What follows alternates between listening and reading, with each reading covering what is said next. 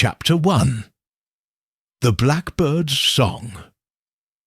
The autumn morning held that particular English sweetness that comes only in late September, when the summer's heat has finally relented, but winter's chill has yet to stake its claim.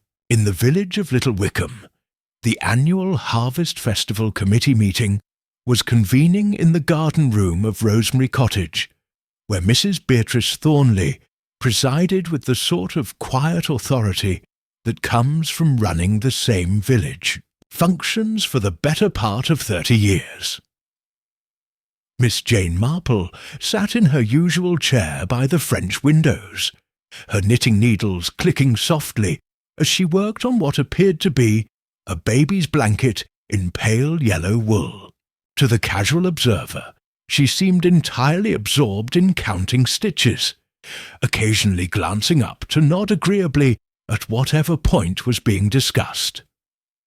But those who knew Miss Marple well might have noticed the way her faded blue eyes took in every detail of the room's occupants with the precision of a naturalist observing specimens.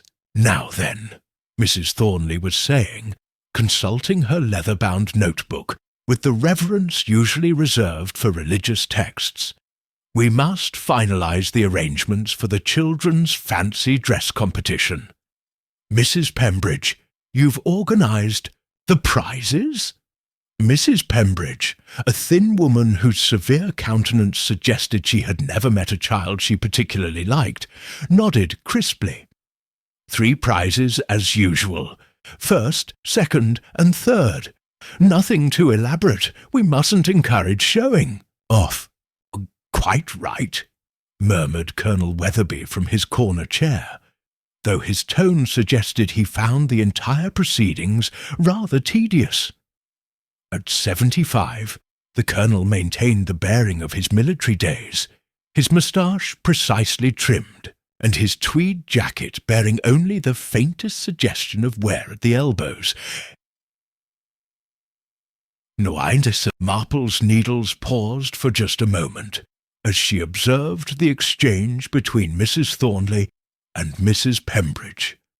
There was something in the way Mrs. Thornley's smile tightened when addressing the prize committee chairwoman, a subtle tension that spoke of old grievances carefully maintained beneath the veneer of village civility.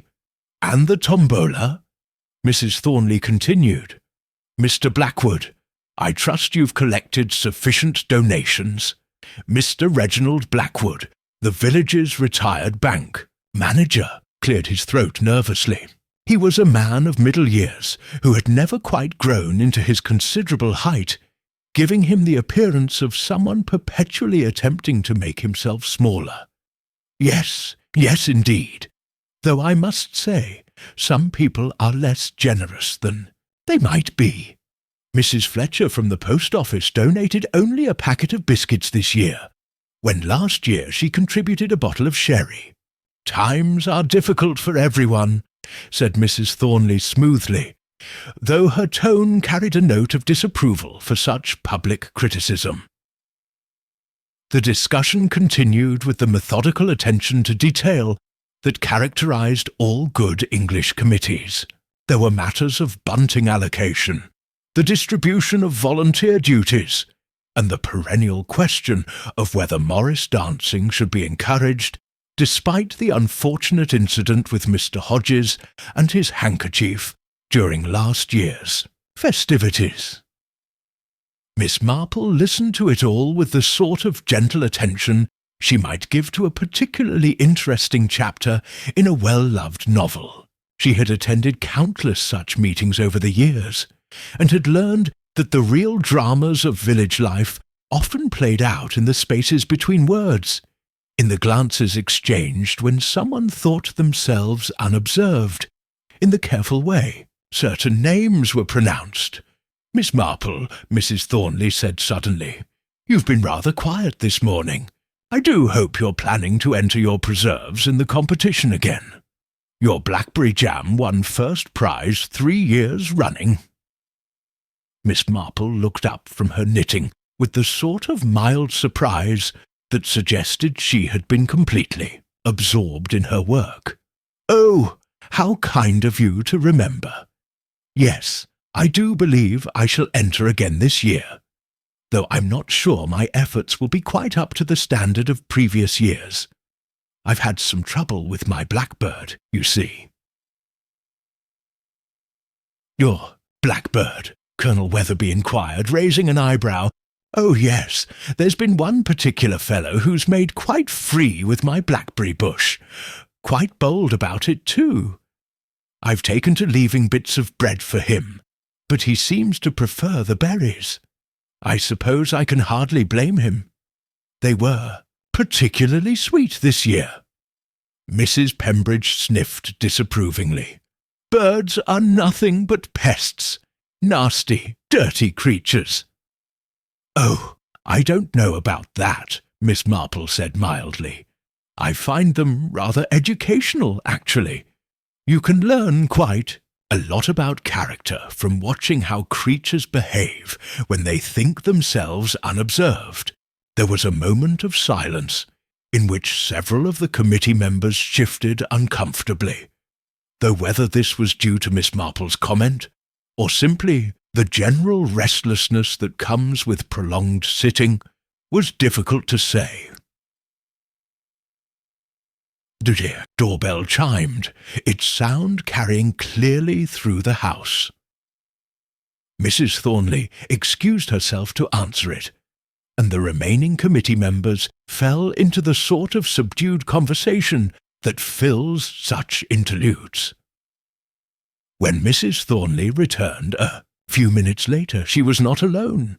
Behind her walked a woman of perhaps 45, elegantly dressed in a way that marked her immediately as not quite belonging to Little Wickham. Her dark hair was fashionably styled, and her handbag and shoes spoke of London shops rather than the practical establishments favoured by the village. "Everyone," Mrs. Thornley announced, her voice carrying a note of barely contained excitement. "I'd like you to meet Miss Patricia Blackwood. She's come down from London to visit her dear brother, Reginald."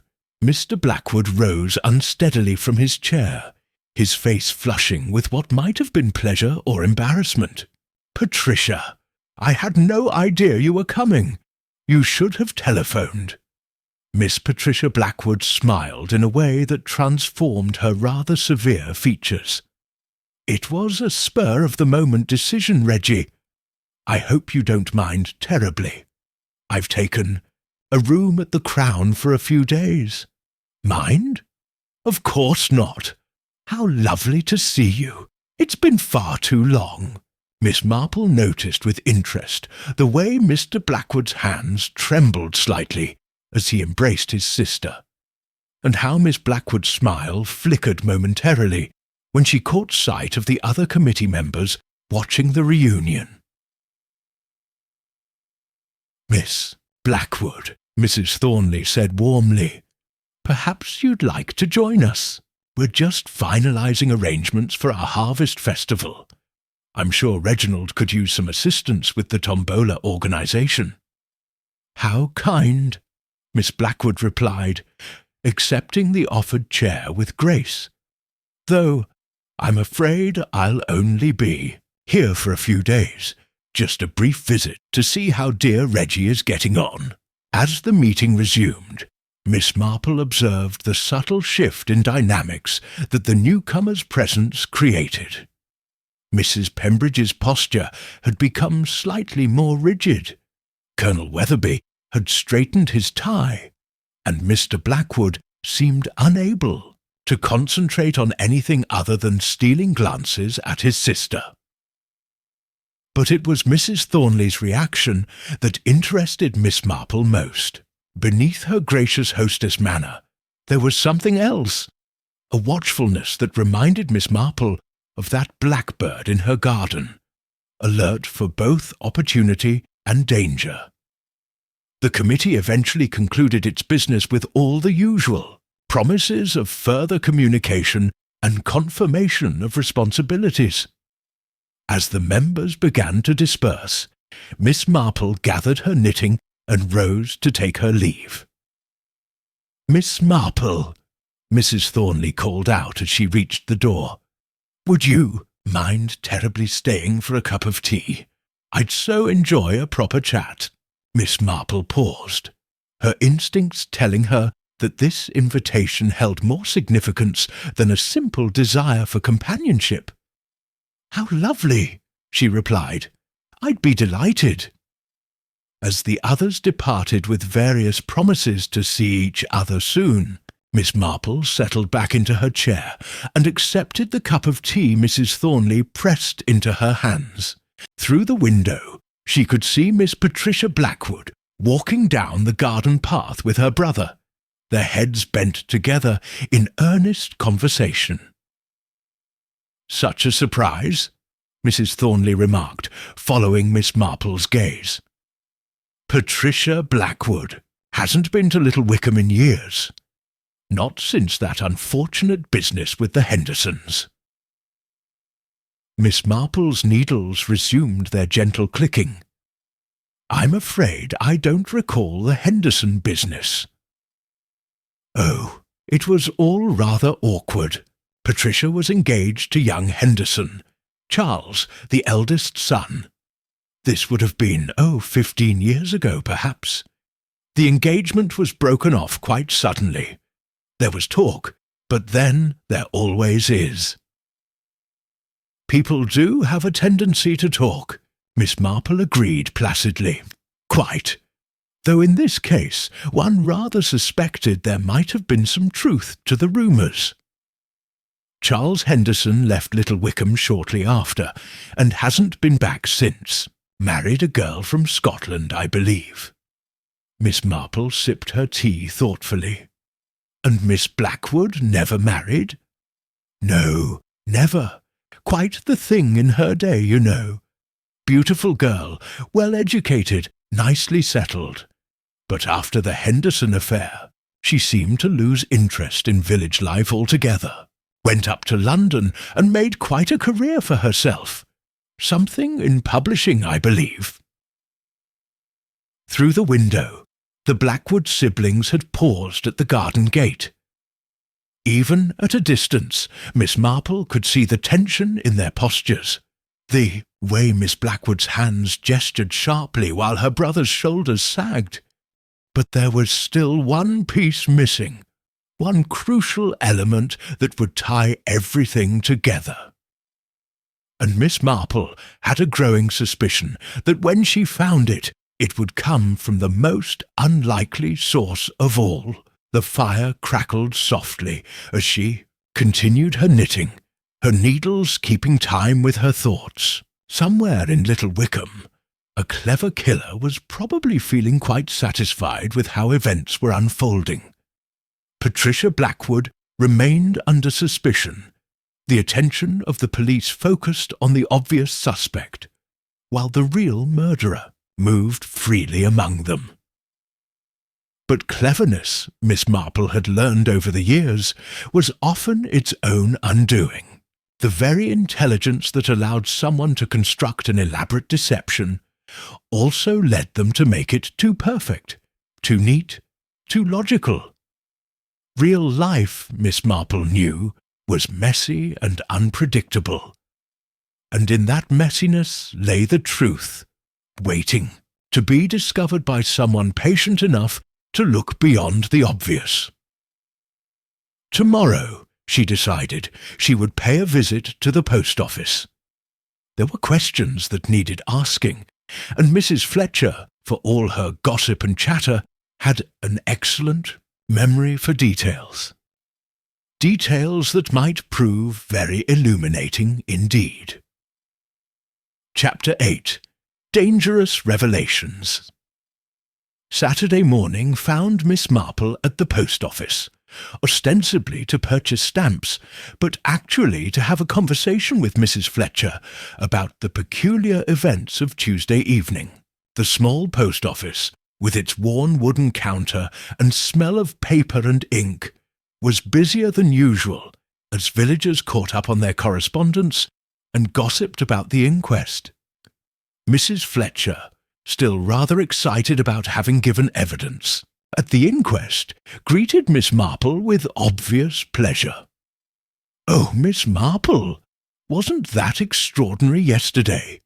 I never thought I'd be called as a witness to anything more dramatic than Mrs. Morrison's missing pension cheque." "Indeed, very exciting," Miss Marple agreed placidly, "though I imagine it must be rather unsettling, all these unusual happenings. You must feel quite responsible for the security of the building, especially after hours." Mrs. Fletcher's expression immediately shifted to one of concern. "Oh, yes, it has been worrying, especially after what Mrs. Pembridge mentioned to me after the inquest, about seeing someone here Tuesday evening." Miss Marple raised an eyebrow with mild interest. "Someone was here Tuesday evening? How unusual! That's what I told Inspector Slack when he came round yesterday afternoon. Mrs. Pembridge said she saw someone leaving the building around 10 o'clock, someone with a key." "How remarkable! I suppose there are several people who have keys? For official business?" Mrs. Fletcher glanced around to ensure they wouldn't be overheard, then leaned closer. "Well, yes. The postmaster in the county seat has one, of course. And I have one, naturally. The vicar has one for emergencies. Sometimes people need urgent money orders sent, you know, when there's a death in the family or such." She paused, counting on her fingers. "Oh, and Mrs. Thornley has one, being the senior committee member. She sometimes needs to arrange postal matters for village events. And Colonel Weatherby, as the Justice of the Peace, has one for official business." Miss Marple absorbed this information thoughtfully. "Quite a lot of people, then.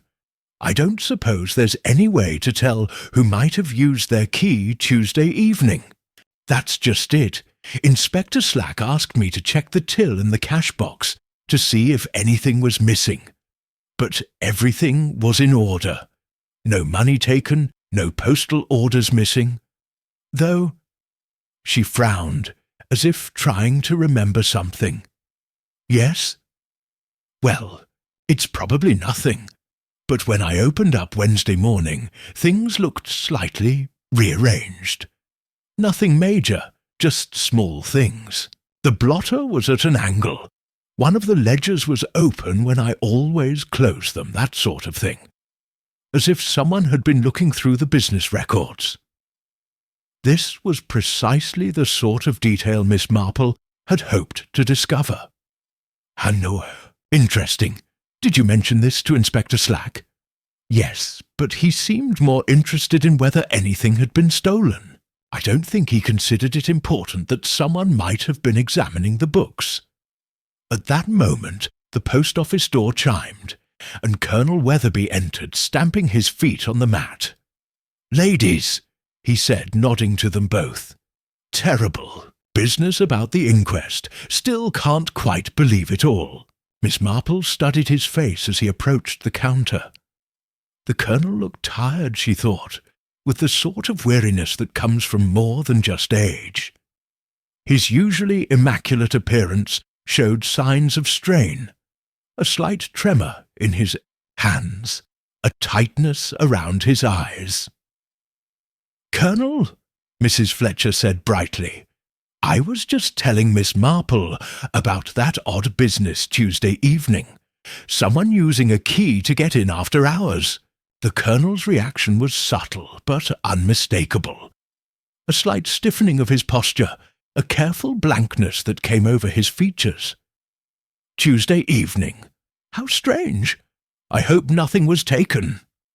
"No, nothing missing," Mrs. Fletcher assured him, "though the papers had been disturbed.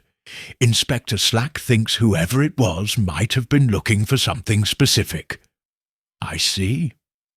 The Colonel purchased his stamps with mechanical efficiency, then paused at the door. "Miss Marple, I don't suppose you're walking back toward the green. I'd welcome the company." Miss Marple accepted his offer.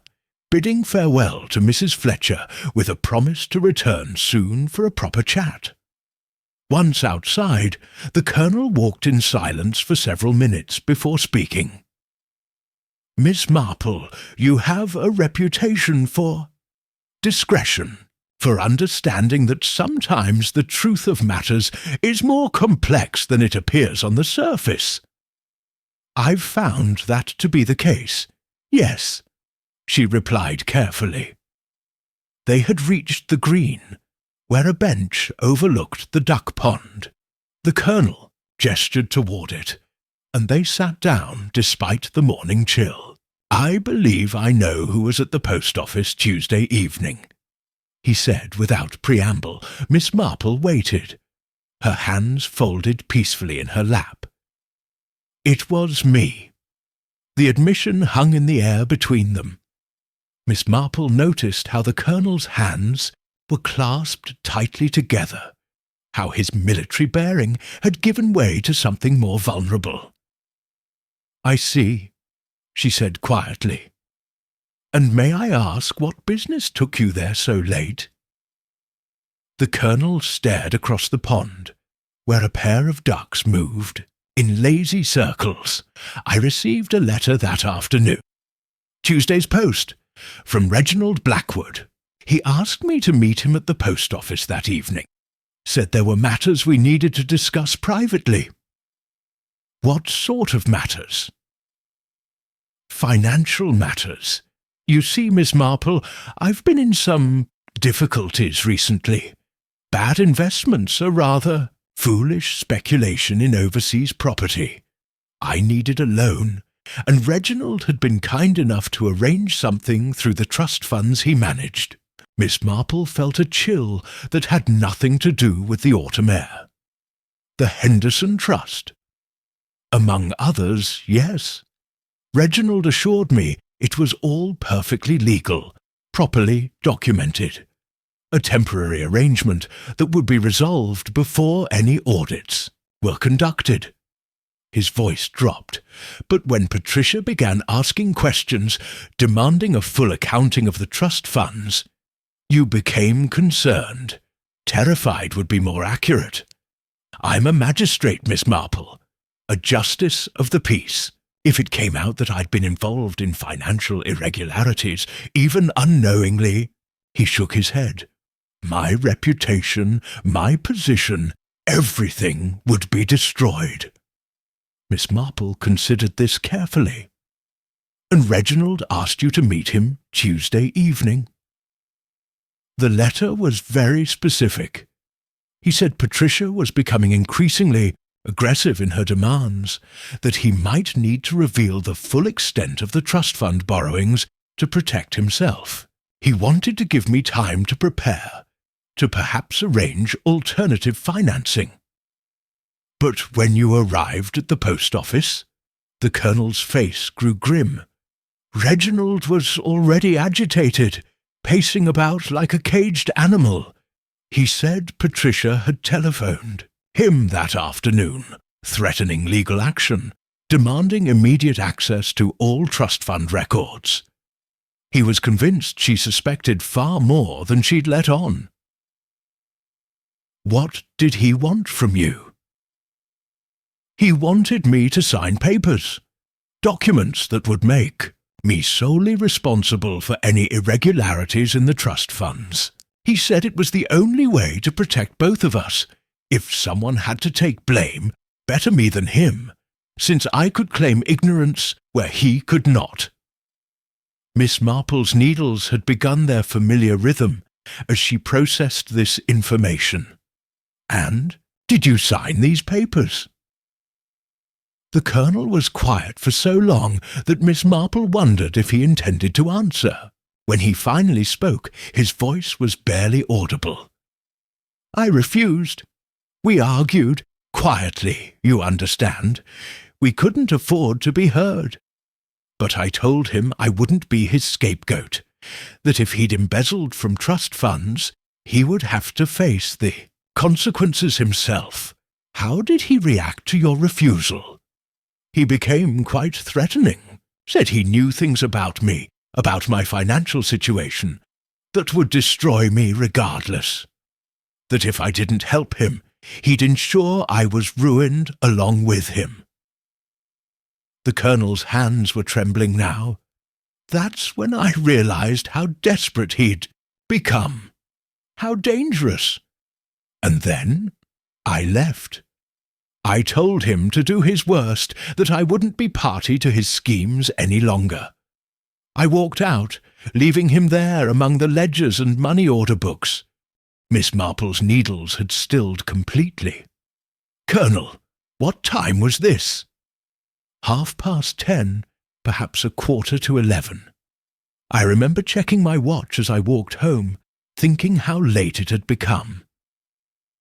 "And when you left, Reginald was alive and, well, very much alive, and absolutely furious."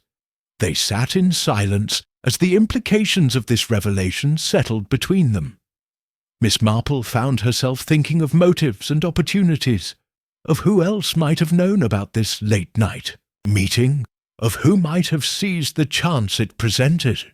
"Colonel," she said finally, "have you told Inspector Slack about this meeting?"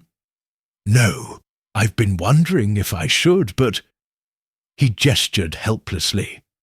"It makes me look guilty, doesn't it? I had motive, the financial irregularities. I had opportunity. I was one of the last people to see him alive. And I had means, access to means anyway. Everyone knows about my mother's wolfsbane plants." Miss Marple looked at him sharply. "Your mother's plants?" The Colonel nodded miserably. She was quite the herbalist in her day.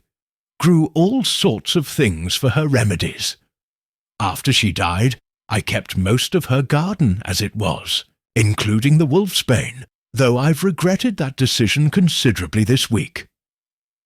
Has anyone else had access to your garden recently? Well, yes. Mrs. Morrison comes to tend it twice a week. She was my mother's assistant with the herb garden, and several people have visited in recent months. The vicar consulted about plants for the church. Mrs. Thornley asked about cuttings for her own garden. Charles Henderson stopped by when he arrived, wanting to see the place again. He used to play there as a child. Each name fell into place like pieces of a puzzle, creating a pattern that was both complex and elegant. Miss Marple realized she was finally beginning to see the true shape of the crime. "Colonel," she said urgently, "you must tell Inspector Slack about this meeting immediately. Someone else knows about it. Someone who used your argument with Reginald as cover for their own much more permanent solution to his threats. You think someone followed me. Or Reginald? I think someone knew exactly where Reginald would be late Tuesday night, and seized the opportunity to eliminate a man who had become too dangerous to too many people." Miss Marple rose from the bench, her mind racing. But first, they needed to ensure Patricia would be away from the village, unable to provide an alibi for herself. The Colonel stood as well, looking bewildered. "Patricia? But surely she's still the most likely—" "On the contrary," Miss Marple interrupted gently. "Not that he could do him, but today is she. No, I believe Patricia Blackwood has been very carefully framed for a murder she didn't commit. And the person who framed her is someone who knew all about your meeting with Reginald, someone who had access to wolfsbane, and someone who could move freely about the village late at night without arousing suspicion." And as they parted ways, the Colonel heading toward the police station and Miss Marple toward her cottage, she found herself thinking with increasing urgency about the festival preparations, about mysterious telephone calls, about who else might have been moving through Little Wycombe's quiet streets Tuesday night. The endgame was approaching, and Miss Marple suspected it would come sooner than anyone expected. The killer had been very clever, but they had made one crucial error. They had underestimated an elderly woman with knitting needles and a talent for seeing the truth hidden beneath the surface of human nature. Chapter 9.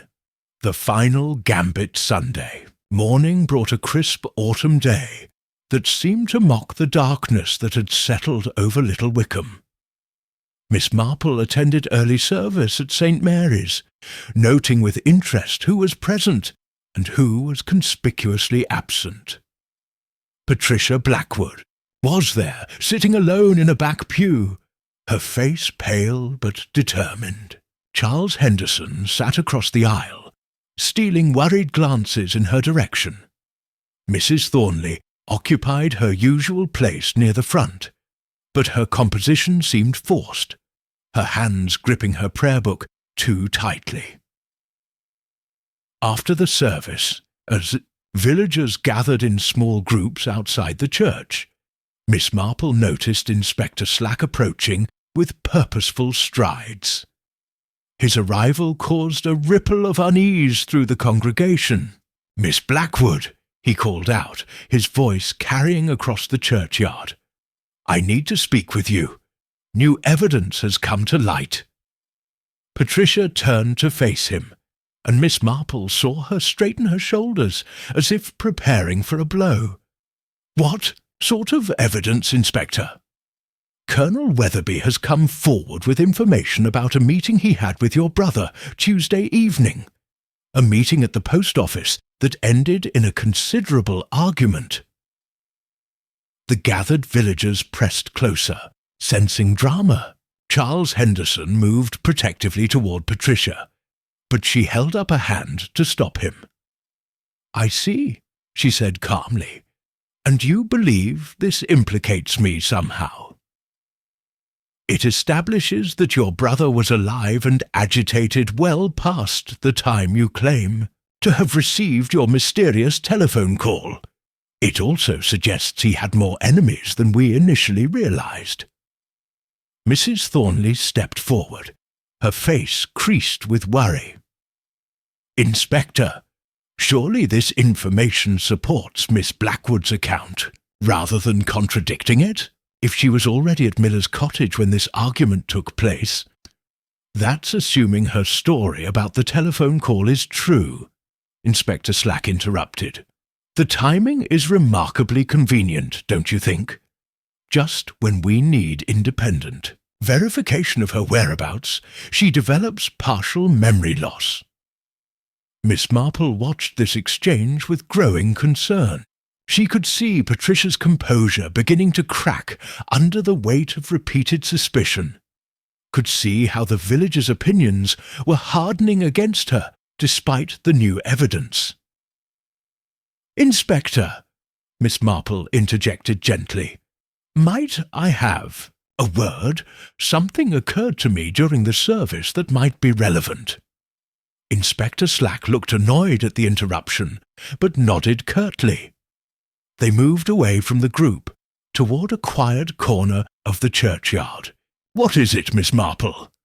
"I've been thinking about the telephone call Patricia received, about who might have made it, and why. And, well, it strikes me that whoever called must have known several things. They knew Patricia was at the Crown. They knew enough about her situation to convince her the meeting would be worthwhile. And they knew she would be likely to go alone and tell no one." Inspector Slack frowned. "Your point being?" "My point is that this wasn't a random attempt to create an alibi. This was someone who knew Patricia personally, someone who understood exactly how she would react to such a call, someone who could predict her behavior with considerable accuracy." Before the inspector could respond, they were interrupted by the arrival of Dr. Haydock, who approached with quick, urgent steps. "Inspector, Miss Marple. Excellent, I was looking for you both. We've had another development. Patricia Blackwood has collapsed. They turned to see Patricia being helped toward a bench by Charles Henderson and the vicar. Her face was chalk white, and she was clearly struggling to remain conscious. "What happened?" Inspector Slack demanded. "She seemed fine during our conversation," Dr. Haydock replied, moving toward Patricia. "Then suddenly she staggered, complained of dizziness and nausea. Could be the stress, of course, but—" He knelt beside Patricia, taking her pulse and examining her eyes. His expression grew increasingly grave. "Inspector, I think Miss Blackwood may have been poisoned." The words fell like stones into water, sending ripples of shock through the four assembled villagers. Charles Henderson gripped Patricia's hand, his face twisted with fear and rage. "Poisoned? How is that possible? She had nothing to eat or drink except what was served to everyone else at church." Miss Marple felt a cold certainty settle over her. The killer had grown desperate, unwilling to risk Patricia's eventual vindication as the truth emerged. But this act of desperation had also revealed something crucial. "Dr. Haydock," she said urgently, "what are her symptoms exactly?" "Nausea, dizziness, dilated pupils, rapid pulse, similar to the early stages of aconitine poisoning, but much less severe. Either a smaller dose or caught very early." Miss Marple's mind raced through the possibilities. The communion wine? No, I partook of that myself, as did others. It must have been something else, something only she consumed. Charles Henderson looked up sharply. The prayer book. She was holding Mrs. Blackwood's old prayer book, the one she always kept in the family pew. She picked it up when she sat down. Dr. Haydock examined the book carefully, then sniffed it. "There's a faint smell. Bitter almonds, perhaps, as if something had been applied to the pages." "Desperation," Miss Marple replied simply. Mrs. Thornley realized that the truth was beginning to emerge. Colonel Weatherby's confession about the post office meeting showed that Reginald was alive well past the time Patricia supposedly called him. The cancer diagnosis changed the timeline and motivations. Mrs. Thornley could see that her carefully constructed case was crumbling. She must have been remarkably calm to carry it all off. Miss Marple's needles resumed their gentle rhythm. "In my experience, Inspector, the calmest people often hide the greatest turbulence beneath the surface." Mrs. Thornley had been living with terrible knowledge for 20 years. She'd learned to present a composed face to the world while nursing private anguish. The full scope of Mrs. Thornley's crimes became clear through her detailed confession and subsequent investigation. She had indeed made the telephone call to Patricia, disguising her voice and claiming to represent someone with information about the trust fund embezzlement. She had lured Patricia to Miller's cottage, knowing it would remove her from the village during the crucial hours. Meanwhile, knowing about Reginald's meeting with Colonel Weatherby, from overhearing their arrangement at the post office during her own previous visit, she had prepared her poisoned offering, a small cake made with Mrs. Henderson's recipe, the wolfsbane carefully incorporated to mask its bitter taste with sweet icing. She had waited until after the colonel left, then approached the post office with her deadly gift. Reginald, exhausted and agitated from his argument with the colonel, had been grateful for what appeared to be a peace offering from the woman who had been one of his most steadfast allies in maintaining their shared secret. The poison had acted quickly, but Mrs. Thornley had helped him to the churchyard, claiming he needed fresh air. ensuring he would be found in a location that would cause maximum shock and speculation. The attempted poisoning of Patricia had been her final desperate gambit when she realized that Miss Marple and others were beginning to question the official narrative. But the very attempt had revealed her intimate knowledge of the Blackwood family's habits. Who else would have known which prayer book Patricia would choose, which pew she would occupy? As the legal proceedings ground forward, little Wickham struggled to come to terms with the revelation that the woman who had been the pillar of their community had harboured such darkness. The harvest festival was quietly cancelled, the preparations abandoned, as the village grappled with questions about trust, secrecy, and the price of silence. Charles Henderson and Patricia Blackwood found themselves drawn together by their shared ordeal. The 15-year gulf between them seemed to have narrowed in the face of recent events, and Miss Marple often saw them walking together through the village, or sitting in quiet conversation at the Crown.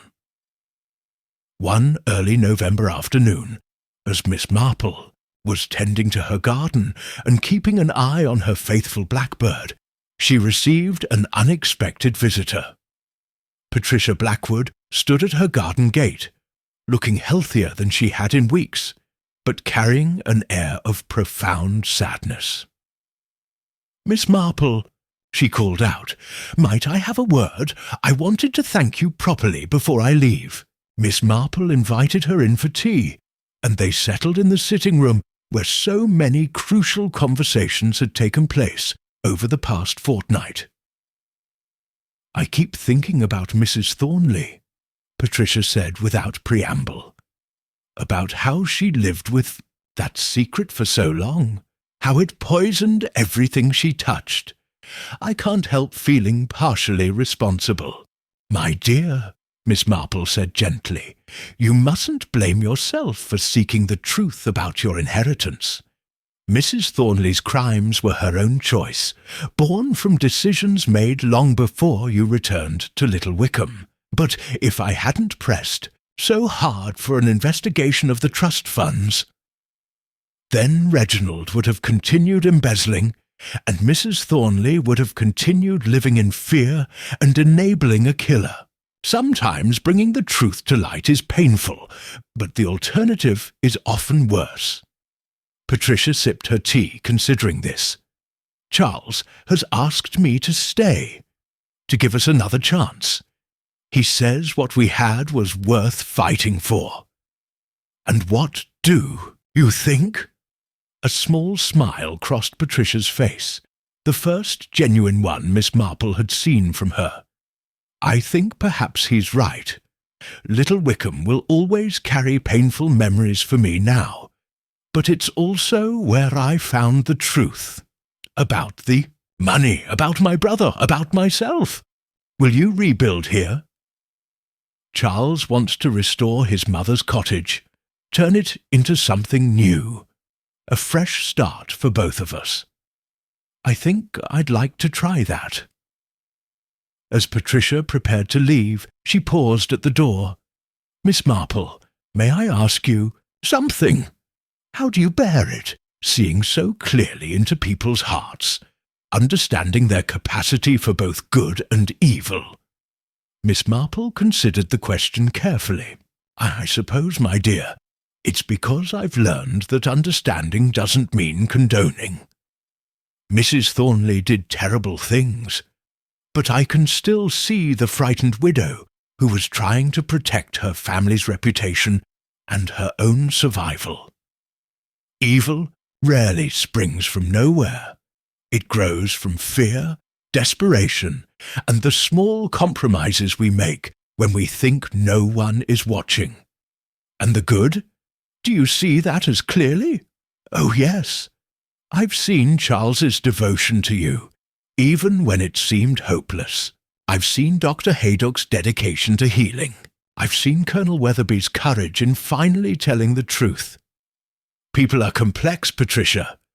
They contain multitudes of potential, The trick is remembering that even the darkest heart can harbour light, and even the lightest can cast shadows.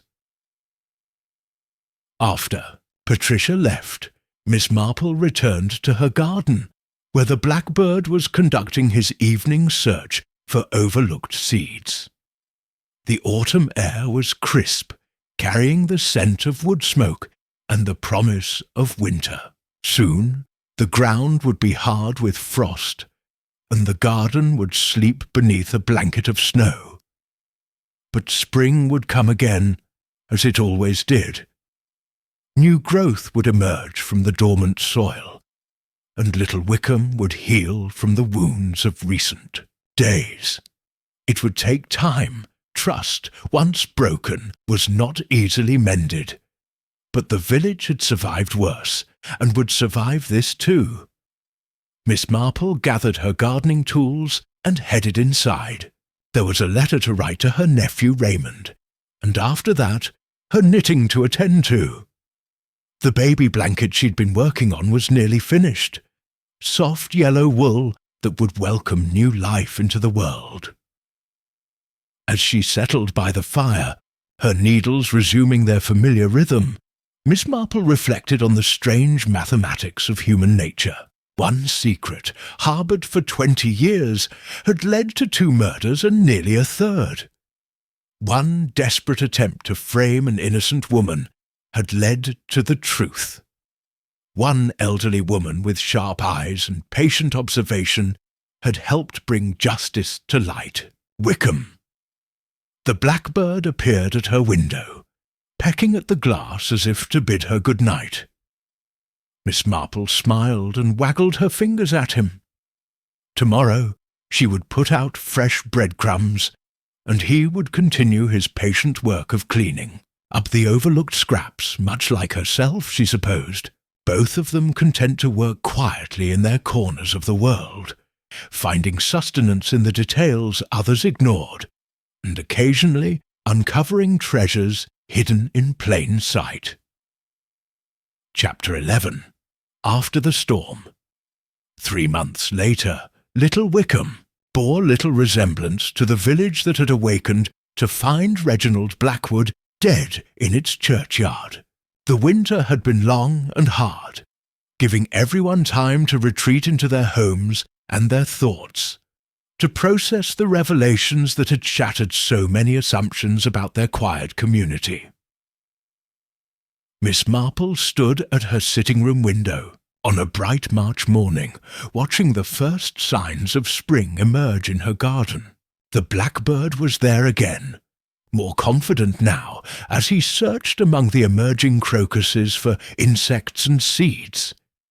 He'd survived the winter well, that bird, perhaps because he'd learned to be patient, to wait for the right opportunities, to trust his instincts about what was safe and what was dangerous. A knock at her door interrupted her musings.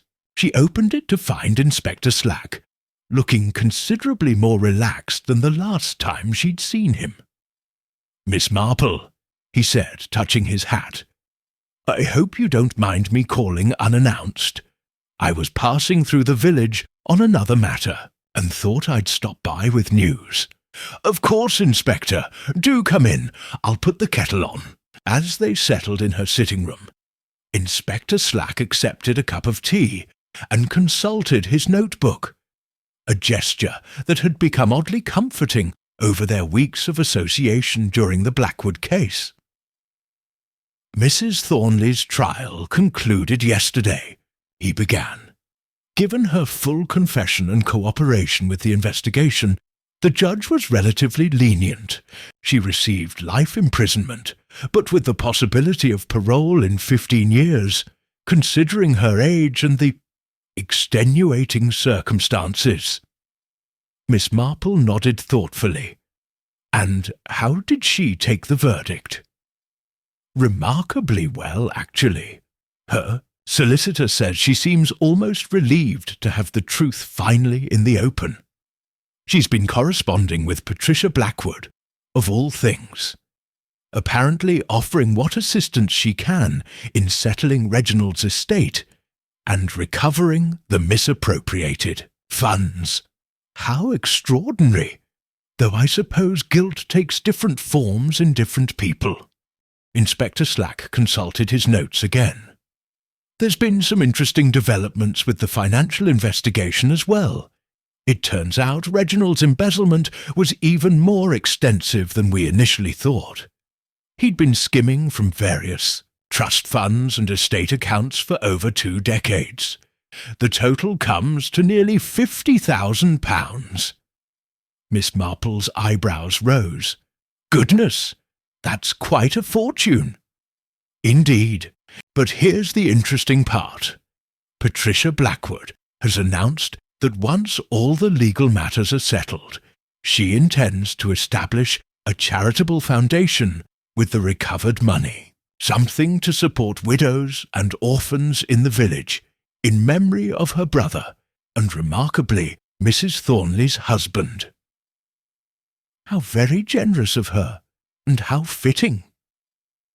They sat in comfortable silence for a moment, watching the March sunlight play across the garden. Inspector Slack seemed in no hurry to leave, and Miss Marple sensed he had more to say. "Tell me, Inspector," she said gently, "how is the village coping with all this? It must be difficult for people to trust their neighbours again after such revelations." "It has been challenging," he admitted. "Mrs. Morrison has taken over organising the village committees. She's not as smooth as Mrs. Thornley was, but she's honest as the day is long. Colonel Weatherby has been cleared of any criminal wrongdoing regarding the trust fund loans, though he's paying everything back with interest." "And the personal relationships? I imagine there's been quite a lot of soul-searching." Inspector Slack actually smiled at this. "You might be interested to know that Charles Henderson and Patricia Blackwood were married last month. Quiet ceremony at the registry office, followed by a small reception at the Crown. They've moved into the old Henderson cottage, completely renovated by all accounts." Miss Marple clapped her hands together with genuine pleasure. "How wonderful! I'm so glad they found their way back to each other." "There's something else," the inspector continued. "Mrs. Fletcher, you know, from the post office, she mentioned that you'd been instrumental in solving several other incidents over the years, in other villages." Miss Marple's needles began their familiar clicking as she resumed work on Chihuahua's new project, a scarf in soft blue wool. "Oh, Inspector, I wouldn't say instrumental. I simply notice things sometimes. People often confide in elderly ladies, you know. We're seen as harmless, invisible almost. Nevertheless, I wanted you to know that if you ever find yourself in possession of observations about any future matters in my jurisdiction, I'd be grateful to hear them, before they reach the dramatic conclusion stage, if possible." Miss Marple smiled warmly. "How kind of you to say so, though I do hope Little Wickham's excitement is over for quite some time. People need peace to heal, don't you think?" After Inspector Slack departed, Miss Marple continued her knitting and her thoughts. Through her window, she could see Mrs. Morrison crossing the green with her shopping basket, stopping to chat with Dr. Haydock about his roses. Normal village life reasserting itself, as it always did. A movement caught her eye, and she looked up to see Patricia and Charles Henderson walking hand in hand along the lane that led to their cottage. They paused at the churchyard gate, the same gate where poor Reginald had been found all those months ago, and laid fresh flowers on his grave before continuing on their way. It occurred to Miss Marple that there was something almost poetic in the way the truth had emerged in Little Wickham. Like a garden after a harsh winter, the village had needed the violent disruption to clear away the dead growth, the secrets and lies that had choked its healthy development. Now, in spring, new growth was possible. She thought about Mrs. Thornley, sitting in her prison cell, probably staring out at whatever small patch of sky was visible from her window. The woman had made terrible choices, had allowed fear and desperation to lead her into murder, but perhaps, in admitting the truth, in trying to make amends where possible, she had found a kind of peace she hadn't known for 20 years. The blackbird hopped closer to the window, tilting his head as if studying her. Miss Marple waggled, her fingers at him, and he cocked his head the other way, unafraid but watchful. "What do you think?" she asked him quietly. "Has justice been served, or have we simply rearranged the patterns of sadness in the world?" The bird, being a bird, offered no opinion on such philosophical matters. Instead, he returned to his search for sustenance, practical and focused on the business of living. Miss Marple resumed her knitting, thinking about patterns. The patterns people made in their lives, the way old hurts could create new wounds, the way secrets could fester like poison until they killed not just the keeper, but the innocent as well, but also the way truth, however painful, could clear the air like a spring storm, leaving everything cleaner and brighter in its wake.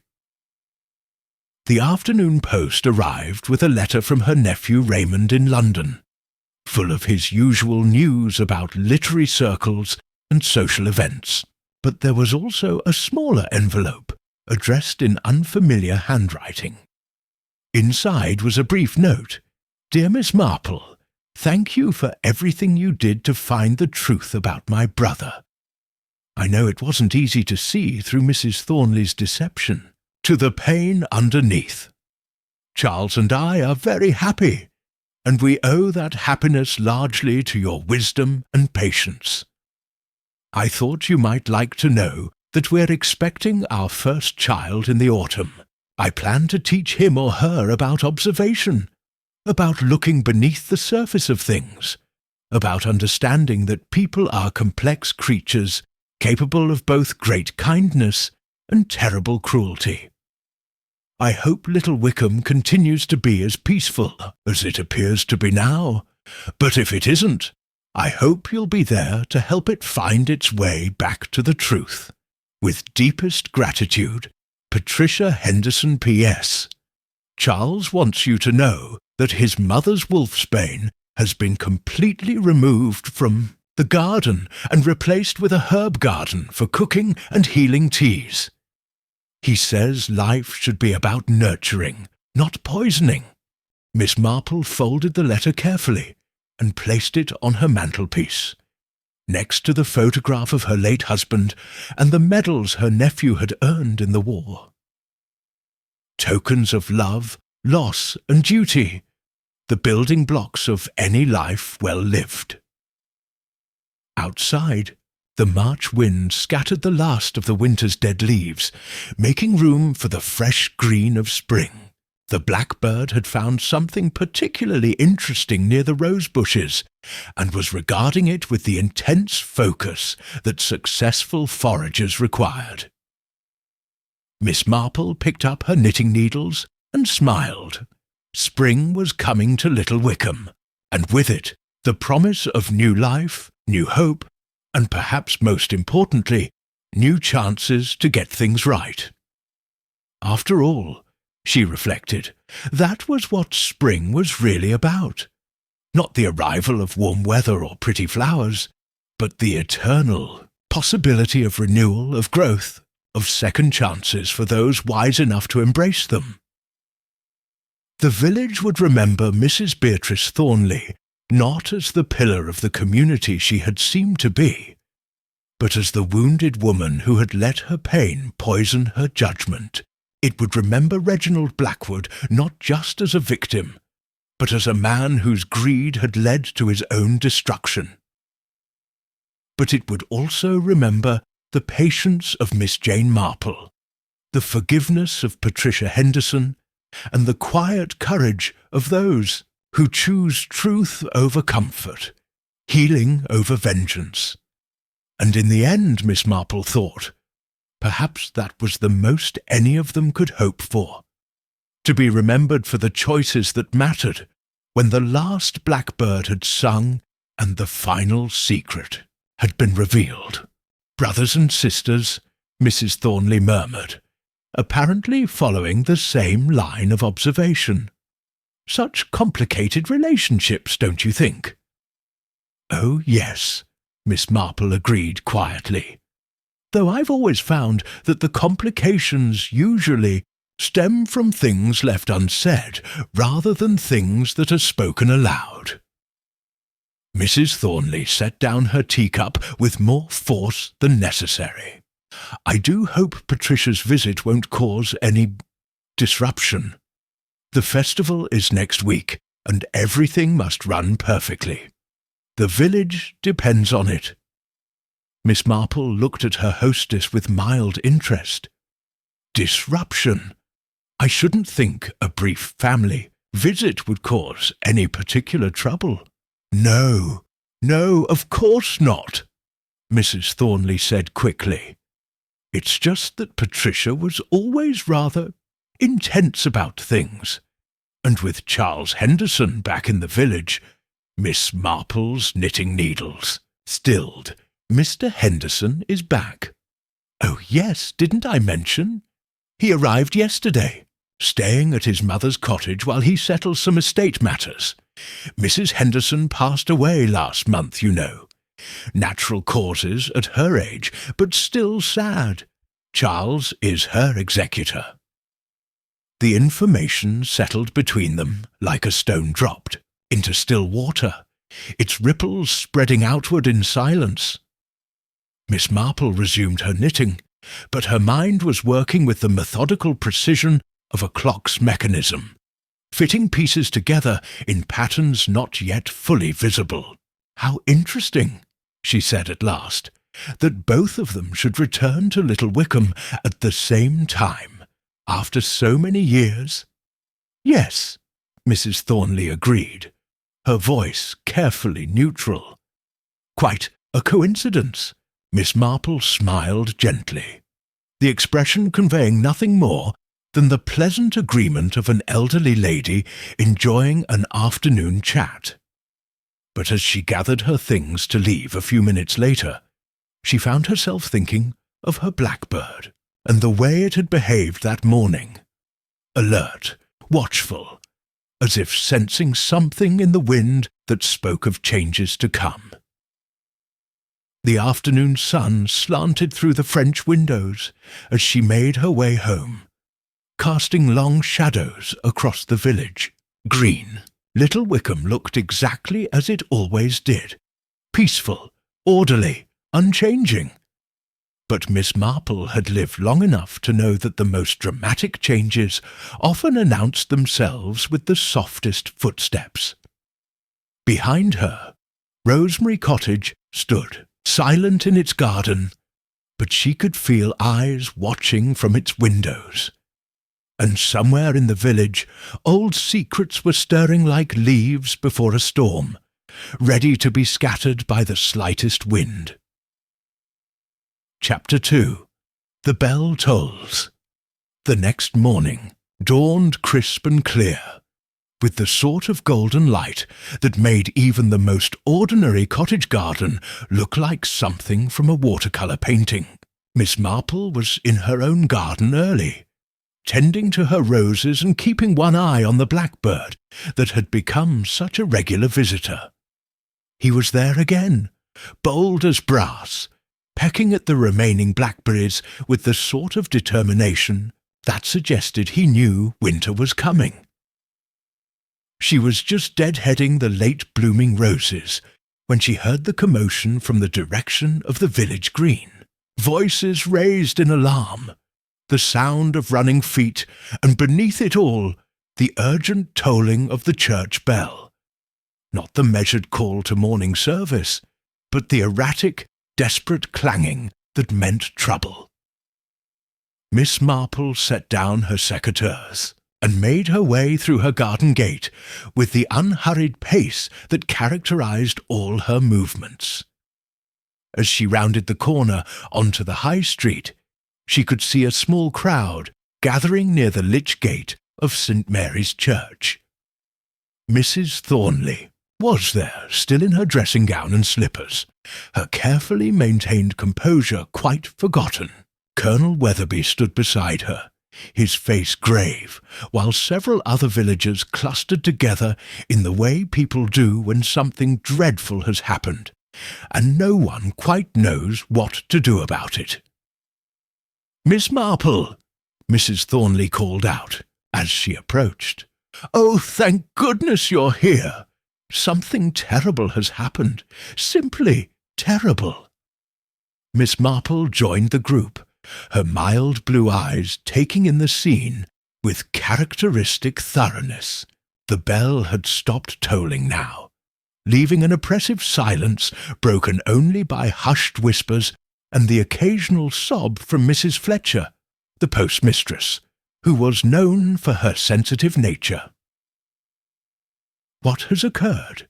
Miss Marple asked gently. Colonel Weatherby cleared his throat, the sound harsh in the morning air. "It's Reginald Blackwood, found dead in the churchyard not an hour ago. Poor devil seems to have collapsed right there by his parents' grave."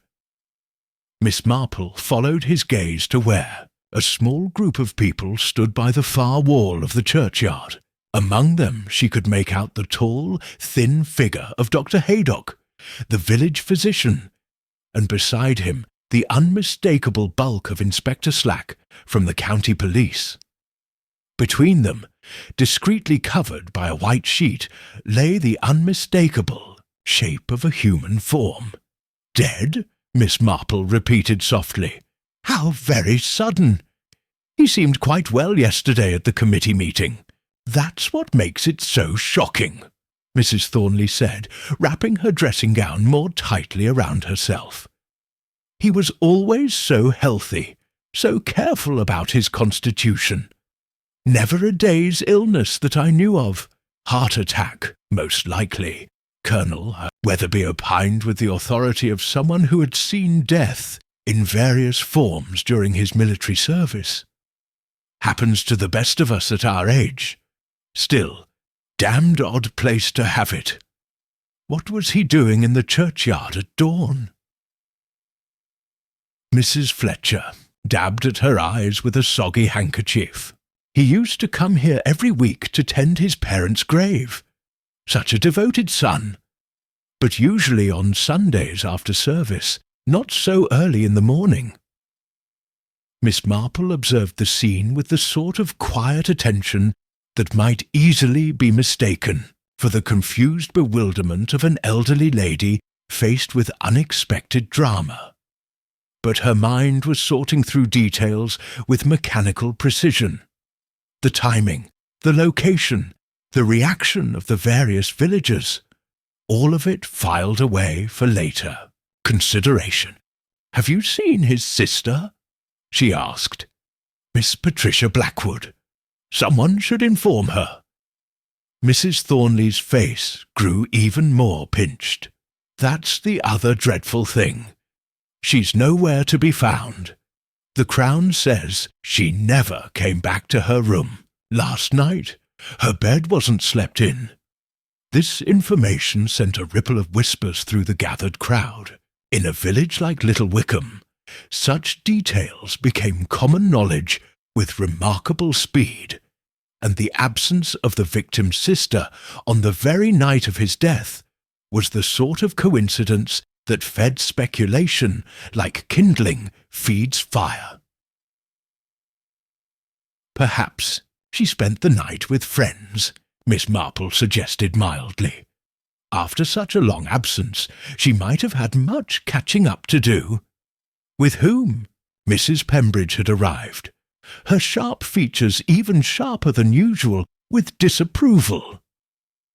"Patricia Blackwood cut ties with this village years ago. The only friend she ever had here was Charles Henderson, and we all know how that ended. The mentioning of Charles Henderson's name caused another stir among the crowd. Miss Marple noticed how several people exchanged meaningful glances, the sort of loaded looks that spoke of shared knowledge and old gossip. "Has Mr. Henderson been informed of what's happened?" she inquired. "Someone's gone to fetch him," Colonel Weatherby replied, "though I imagine he'll have heard the bell. Carries for miles in this morning air." As if summoned by the mention of his name, a figure appeared at the far end of the street. Charles Henderson approached with long, purposeful strides, his tall frame immediately recognizable, despite the 15 years that had passed since he'd last walked these streets regularly. He was still handsome in that particular English way, sandy, hair now touched with grey, features that spoke of good breeding and outdoor pursuits, clothes that managed to be both practical and expensive. Miss Marple watched with interest as he neared the group. His face was set in lines of concern, but there was something else there too, a wariness that suggested he was as conscious of the watching eyes as anyone in the village square. "What's happened?" he asked as he reached them, directing his question to Colonel Weatherby as the senior male present. "Reginald Blackwood," the colonel replied gravely. "Found dead in the churchyard this morning. Dr. Haydock's with him now." The news hit Henderson like a physical blow. Miss Marple saw him actually take a step back, his face draining of colour. "Dead? But that's impossible. I was supposed to meet him this morning at 9. We had business to discuss about Mother's estate." "You were meeting him?" Mrs. Thornley asked, her voice carrying a note of surprise. "I didn't realize you and Reginald had any business dealings." "Mother's affairs were more complicated than expected," Henderson replied, his composure returning, but his eyes remaining troubled. "Reginald was executor of the Weatherby Trust, which had some bearing on Mother's estate. We needed to sort through various documents. Miss Marple filed this information away with the rest. Trust funds and inheritances had a way of complicating even the simplest of deaths, and in her experience, money was often the root of the most bitter family disputes. "Has anyone seen Patricia?" Henderson asked, and Miss Marple caught the barely perceptible way his voice changed when he spoke the name. "Someone should tell her.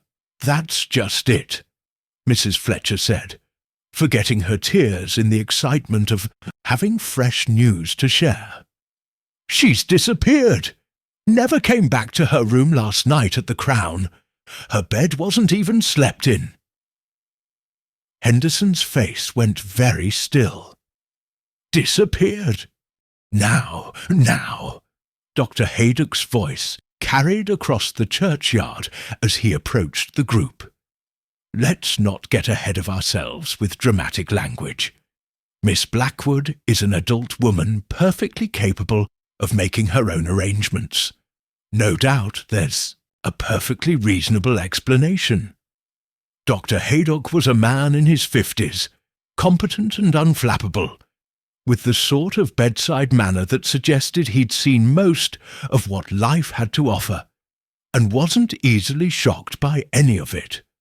But Miss Marple noticed the tension around his eyes and the way he glanced back toward the covered figure by the church wall. "Doctor?" Mrs. Thornley said, her voice tight with anxiety. "What can you tell us? Was it his heart?" Dr. Haydock hesitated in a way that immediately raised Miss Marple's attention. "I'll need to examine him more thoroughly, of course. Make a proper determination, but—" He paused again, choosing his words carefully. "There are some aspects of the case that are unusual." Inspector Slack chose that moment to join them, his heavy boots crunching on the gravel path. He was a man who managed to look both officious and slightly confused, as if the weight of his authority sometimes surprised even him. "Right then," he announced in the sort of voice that suggested he was taking charge of a situation he didn't entirely understand. "I'll need to speak with all of you. This is now officially a police matter." The words fell on the group like stones into water, sending ripples of unease through the gathered villagers. Mrs. Fletcher gasped audibly, while Mrs. Pembridge straightened as if preparing for battle. "Police matter?" Colonel Weatherby inquired. "I thought it was a heart attack." Inspector Slack glanced back at Dr. Haydock, who gave an almost imperceptible shake of his head. "That's yet to be determined, sir. What I can tell you is that Mr. Blackwood didn't die of natural causes." The silence that followed this announcement was absolute. Even the birds seemed to have stopped singing. Miss Marple found herself thinking of her blackbird again. How alert it had been that morning, as if sensing something in the air that others had missed. "Not natural causes?" Henderson repeated, his voice barely above a whisper. "The circumstances suggest," Inspector Slack continued, clearly relishing his moment of drama, "that Mr. Reginald Blackwood was murdered. The word hung in the morning, air like smoke, acrid and unacceptable. In villages like Little Wickham, murder was something that happened in novels, or in distant cities reported in newspapers. It was not something that visited quiet churchyards where devoted sons tended their parents' graves." But as Miss Marple looked around at the faces of her neighbours, some shocked, some frightened, some carefully blank, she found herself wondering how many of them were genuinely surprised by the inspector's announcement, and more importantly, which one of them had been expecting it all along. The bell tolled once more, a single sombre note that seemed to mark the end of Little Wickham's peaceful morning, and the beginning of something far more dangerous. Chapter 3. The gathering storm. Within an hour of Inspector Slack's dramatic announcement, the drawing-room at Rosemary Cottage had transformed into an unofficial headquarters for village speculation. Mrs. Thornley, having hastily dressed and restored some semblance of her usual composed appearance, had opened her doors to what she termed those most directly affected by this dreadful business. Miss Marple suspected that curiosity played as large a role as concern in determining who qualified for this select group. Present were herself, Colonel Weatherby, Mrs. Pembridge, and Mr. Charles Henderson, who sat somewhat apart from the others, with the bearing of a man who understood he was both necessary to the discussion and somehow suspect because of it. Dr. Haydock had declined the invitation, citing his professional obligations, though everyone understood this meant he would be conducting a more thorough examination of poor Reginald Blackwood. Mrs. Thornley poured tea with the mechanical precision of someone whose hands needed occupation, while her mind raced. "I still can't quite believe it," she said for what must have been the 5th time. "Murder in Little Wickham. It's simply unthinkable." "Not as unthinkable as all that," Mrs. Pembridge observed tartly. "People are the same everywhere, and where you have people, you have passions. And where you have passions—" She left the sentence hanging, but her meaningful glance toward Henderson completed the thought quite clearly. Henderson set down his teacup with careful control. "If you have something to say, Mrs. Pembridge, I'd prefer you say it plainly." "I'm simply observing that it's rather convenient," she replied, her voice sharp as winter wind. "You return to Little Wickham after 15 years. Patricia Blackwood returns after the same length of time, and within 2 days poor Reginald is found dead and Patricia has vanished." Convenient for whom? Henderson's voice carried a warning note that made Colonel Weatherby shift uncomfortably in his chair. Mrs. Thornley intervened with the smooth diplomacy that had kept village peace for decades. "I'm sure Mrs. Pembridge didn't mean to imply any direct connection. We're all simply trying to make sense of this tragedy." Miss Marple, who had been quietly working on her knitting, looked up with the sort of mild surprise that suggested the conversation had just penetrated her concentration. "I beg your pardon. Did someone mention Patricia Blackwood being missing? How very worrying." "She never returned to the Crown last night," Colonel Weatherby explained. "Inspector Slack has had a word with the landlord. Her room key is still with the desk clerk. Hasn't been collected since yesterday afternoon." "How strange," Miss Marple murmured. "I wonder where she might have gone. She seemed so devoted to her brother yesterday. Surely she wouldn't simply leave without a word." Henderson leaned forward slightly. "Patricia isn't the sort to disappear without reason. She's always been decided in her actions. If she's not here, something has happened to her." "You speak as if you know her well," Mrs. Pembridge observed with pointed interest, "though I suppose old friendships die hard, even after such dramatic endings." The silence that followed this comment was thick enough to cut. Miss Marple noticed how Henderson's hands clenched briefly before he forced them to relax, how Mrs. Thornley's spoon clinked against her saucer in the only sign of her nervousness. "The ending of our engagement was hardly dramatic," Henderson said finally, his voice carefully level. "We simply realized we weren't suited. It happens to many couples." "Is that what happened?" Mrs. Pembridge's tone suggested she had heard quite different accounts of the matter. "Because the story I recall involved rather more than simple incompatibility." Miss Marple saw Henderson's jaw tighten, but before he could respond, the sound of footsteps on the garden path provided a welcome distraction. Through the window they could see Inspector Slack approaching, his official stride somewhat hampered by the need to navigate Mrs. Thornley's prize rose bushes. Mrs. Thornley rose to admit him, and the inspector entered with the sort of forced heartiness that policemen often adopt when delivering unwelcome news. "Good morning, ladies and gentlemen.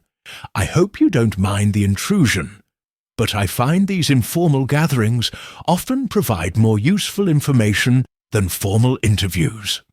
Any word about Patricia?" Henderson asked immediately. "That's partly why I'm here, sir. We've had constables checking the roads and railway stations, but there's no sign of Miss Blackwood. Her belongings are still in her room at the Crown, including her travelling case and what appears to be a considerable sum of money."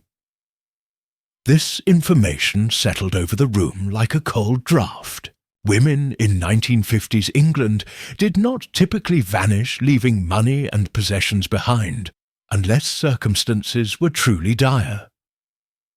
"Inspector," Mrs. Thornley said carefully, "you mentioned earlier that Reginald's death was not natural. Can you tell us any more?" Inspector Slack pulled out his notebook with the self-importance of someone who had been waiting to be asked precisely this question. "The preliminary examination suggests poisoning, Mrs. Thornley.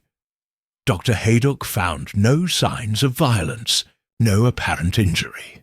But the condition of the body, certain discoloration around the mouth and fingernails, suggests the ingestion of some toxic substance.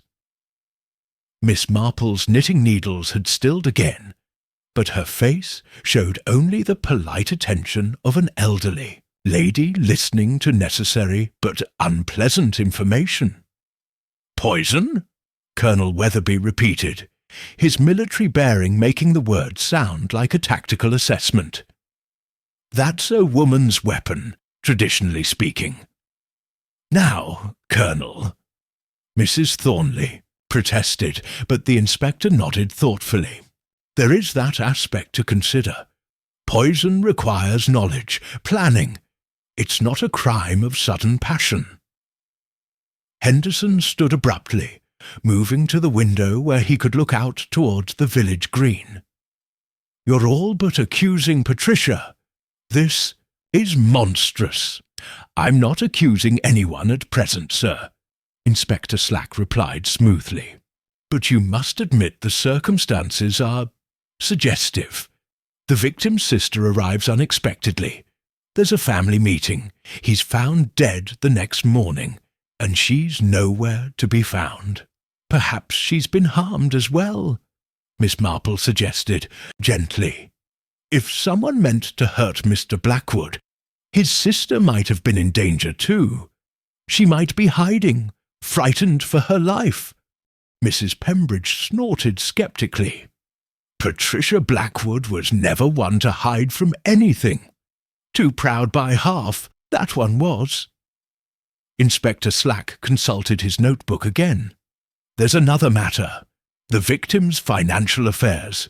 We've had a preliminary look at his papers, and there are some irregularities."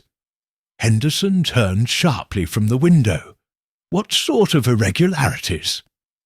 "Large sums withdrawn from various accounts over the past month. The bank manager, that would be young Mr. Fielding, who took over after Blackwood retired, says the withdrawals were all authorized, but they were unusual amounts for someone with Blackwood's regular habits." "How much money are we talking about?" Mrs. Thornley asked, though her tone suggested she wasn't sure she wanted to know. "Upwards of £5,000. The sum fell into the room like a stone. In 1950s Little Wickham, £5,000 represented a small fortune, the sort of money that could change lives or, conversely, destroy them. That's— Colonel Weatherby started, then stopped, apparently unable to find adequate words. "It's embezzlement money," Mrs. Pembridge stated flatly. "Has to be. Reginald Blackwood was always too careful with money to spend that sort of sum on anything legitimate." Henderson moved back toward the group, his face dark with anger. "You're building a case against Patricia out of nothing but supposition and village gossip. The money could have been for any number of things." "Such as?" Inspector Slack inquired with professional interest. "Investments, property purchases, medical expenses. Any number of legitimate reasons." Miss Marple looked up from her knitting, with an expression of mild interest. "I wonder if Mr. Blackwood might have been planning some sort of surprise. I remember my dear nephew Raymond once withdrew quite a large sum to purchase a motor car as a surprise for his wife. Perhaps Reginald was planning something special for Patricia's visit." The suggestion hung in the air, neither wholly believable nor entirely dismissible. Inspector Slack made a note in his book, though whether about Miss Marple's suggestion or his own thoughts was unclear. "There'll be an inquest, of course," he continued. "Dr. Haydock will perform a complete examination, and we'll have more definitive answers about the poison then. In the meantime, I need to ask all of you about yesterday afternoon and evening. Your movements, who you saw, when you last encountered either of the Blackwoods." As the inspector began his informal interviews, each person recounting their mundane activities from the previous day, Miss Marple noticed how carefully each chose their words, how certain details were emphasized while others seemed curiously omitted. It was rather like watching people arrange flowers, she thought.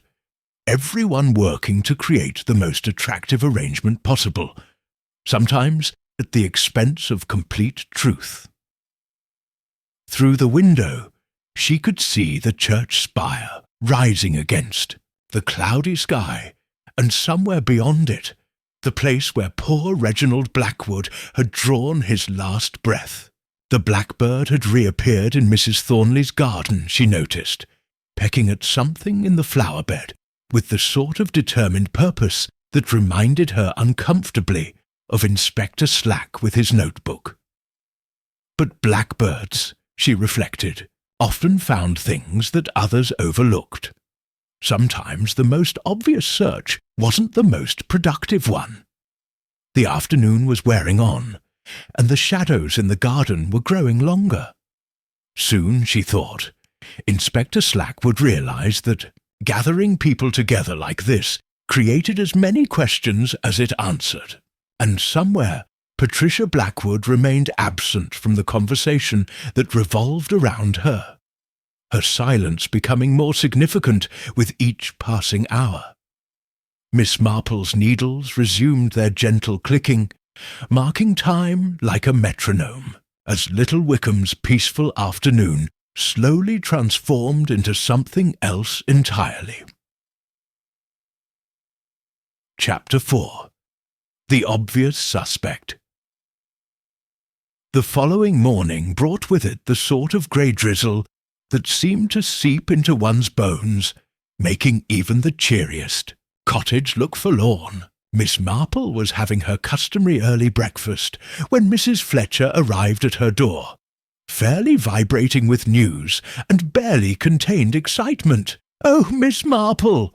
the postmistress exclaimed, shaking droplets from her umbrella. "You'll never guess what's happened. They've found her." Miss Marple set down her teacup with careful precision. "Found whom, dear?" "Patricia Blackwood, of course, though I must say the circumstances are, well, they're quite shocking, really." Miss Marple gestured for Mrs. Fletcher to take a seat at the kitchen table, noting with mild interest how the woman's hands trembled as she removed her gloves. In her experience, shocking news often revealed as much about the bearer as the subject. "Where was she found?"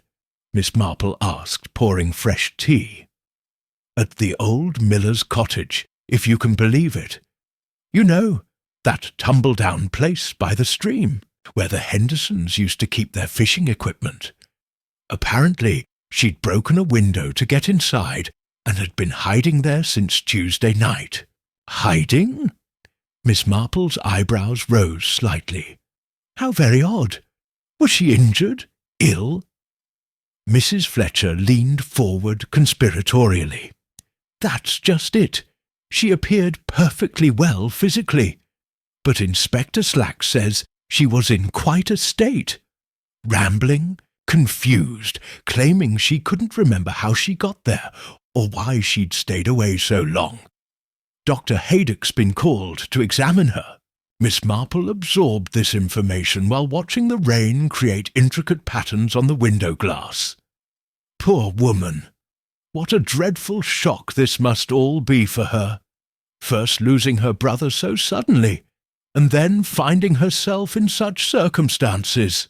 "Well," Mrs. Fletcher said, her voice dropping to the tone reserved for the most scandalous gossip, "there are those who say she might have had good reason to hide. The inspector's been asking very pointed questions about where she was Tuesday evening, what she might have known about her brother's condition." "I see." Miss Marple's voice remained carefully neutral. "Have they brought her back to the village? She's at the Crown again, but under police supervision, if you take my meaning.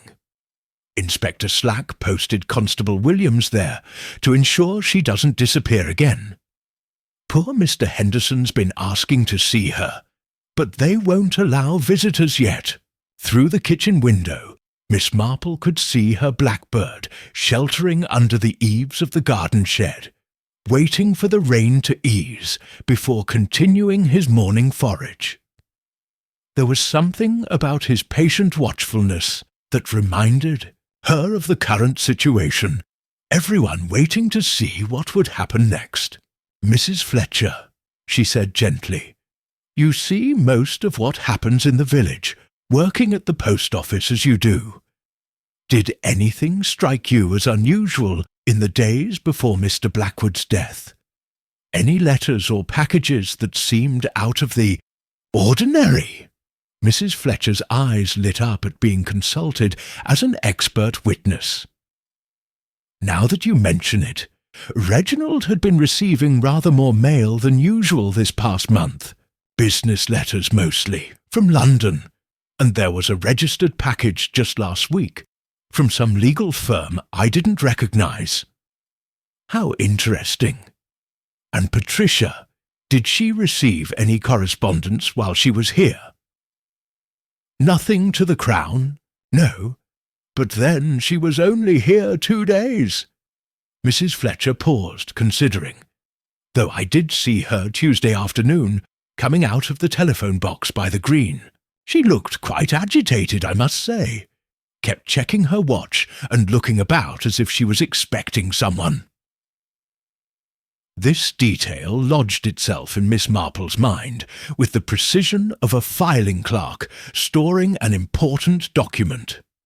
Telephone calls, particularly agitated ones, had a way of being significant in cases like this.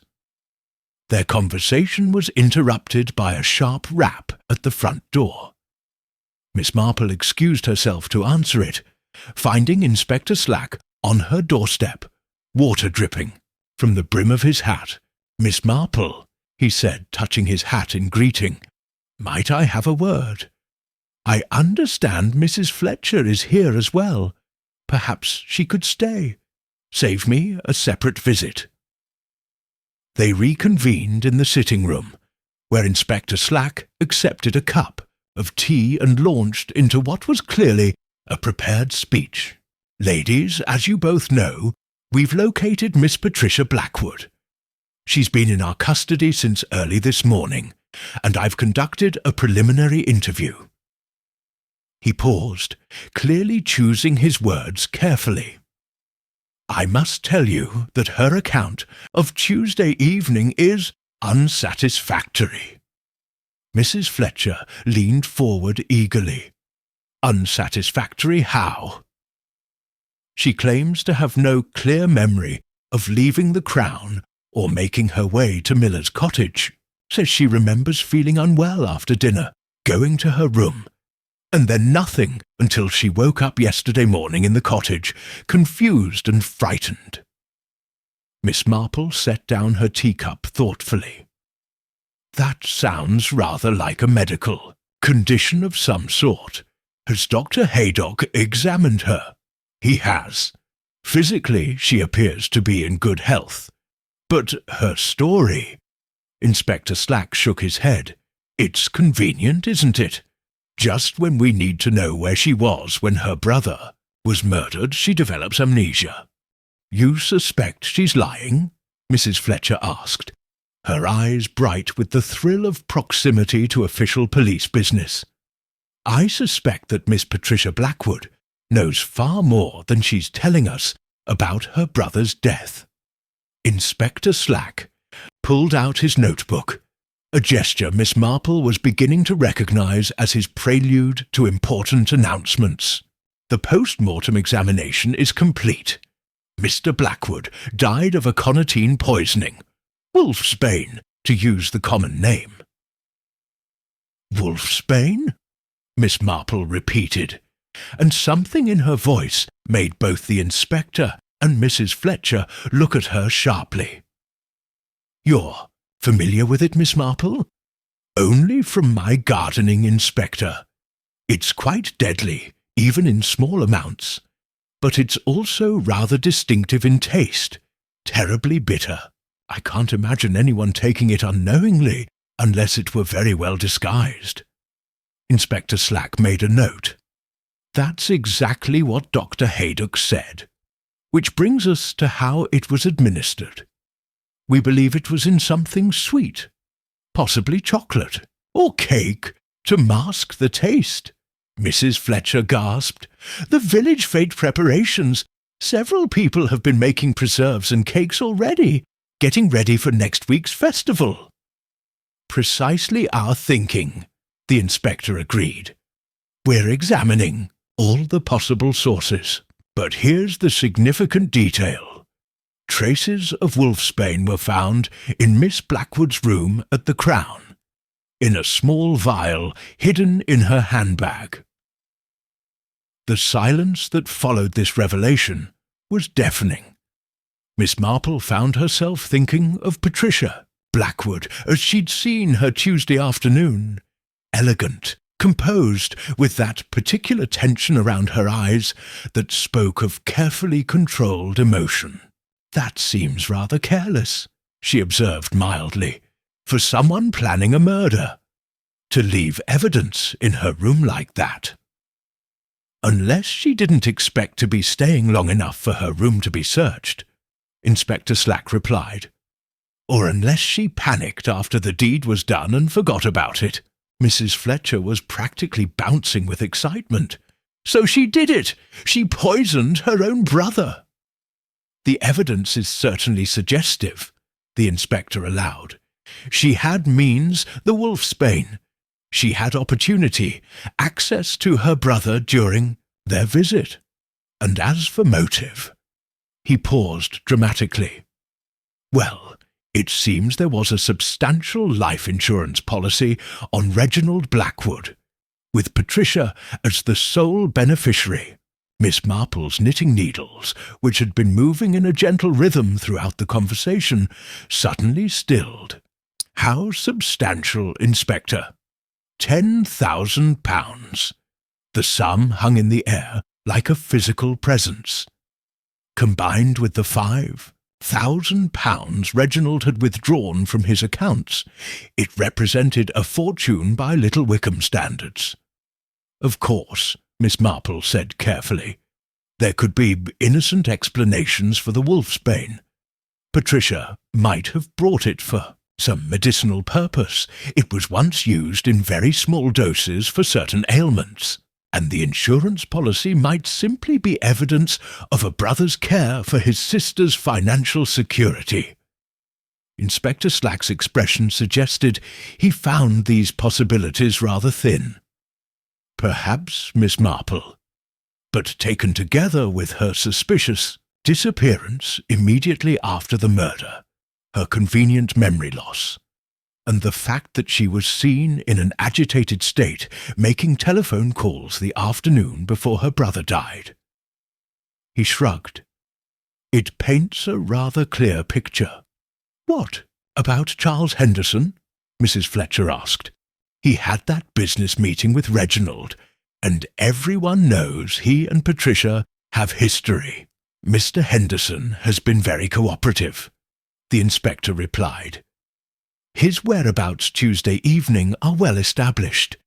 He spent the entire evening at the Crown's public bar with several witnesses.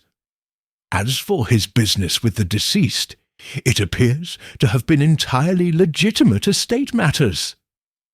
Miss Marple resumed her knitting, her expression thoughtful.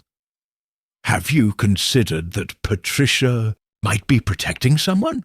Her disappearance could have been motivated by fear rather than guilt. Protecting whom? Inspector Slack asked sharply. I'm sure I don't know, Miss Marple replied with gentle vagueness.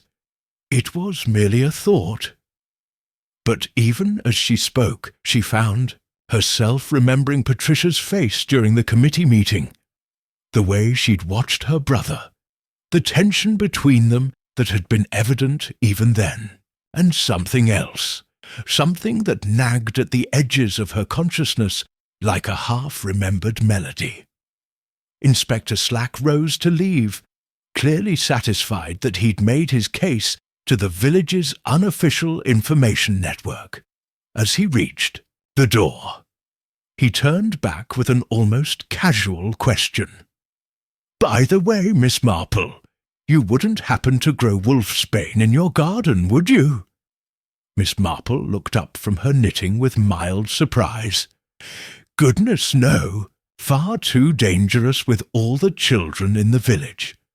I'm quite careful about such things, though I believe old Mrs. Henderson had some in her cottage garden. Rather an unusual choice for someone with grandchildren visiting." After Inspector Slack departed, Mrs. Fletcher lingered, clearly reluctant to leave while there might be more shocking revelations to discuss. But Miss Marple, pleading fatigue, gently ushered her out as well. Alone in her sitting room, Miss Marple continued her knitting while her mind worked through the morning's revelations. The case against Patricia Blackwood seemed damning indeed, perhaps too damning.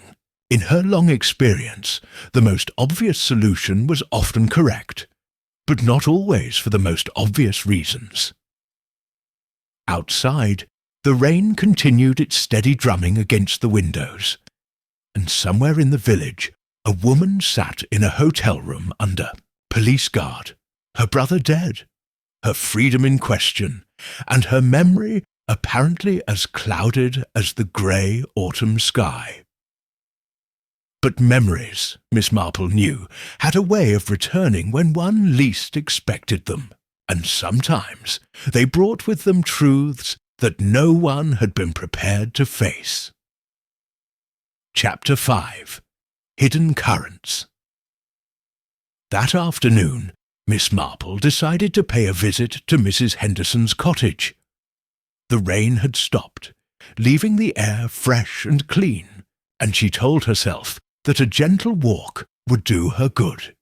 The cottage lay at the edge of the village, where the lane curved toward the old mill, and it had stood empty since Mrs. Henderson's funeral the previous month. The garden gate creaked as she opened it, a sound that seemed unnaturally loud in the afternoon stillness. The cottage had that particular melancholy of houses where no one lived any more. Curtains drawn, windows dark, the garden already showing signs of neglect, despite the relatively short time it had been abandoned. Miss Marple made her way around to the back garden, ostensibly to examine the plantings. Mrs. Henderson had been known for her herb garden, which had supplied half the village with remedies for various ailments. The back border still showed evidence of careful cultivation, though weeds were beginning to encroach.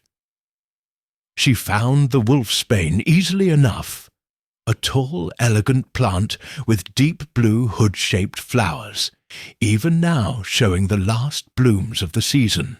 Several plants, actually, carefully tended and obviously well established. Miss Marple examined them with the eye of an experienced gardener, noting that someone had recently harvested portions of the plant.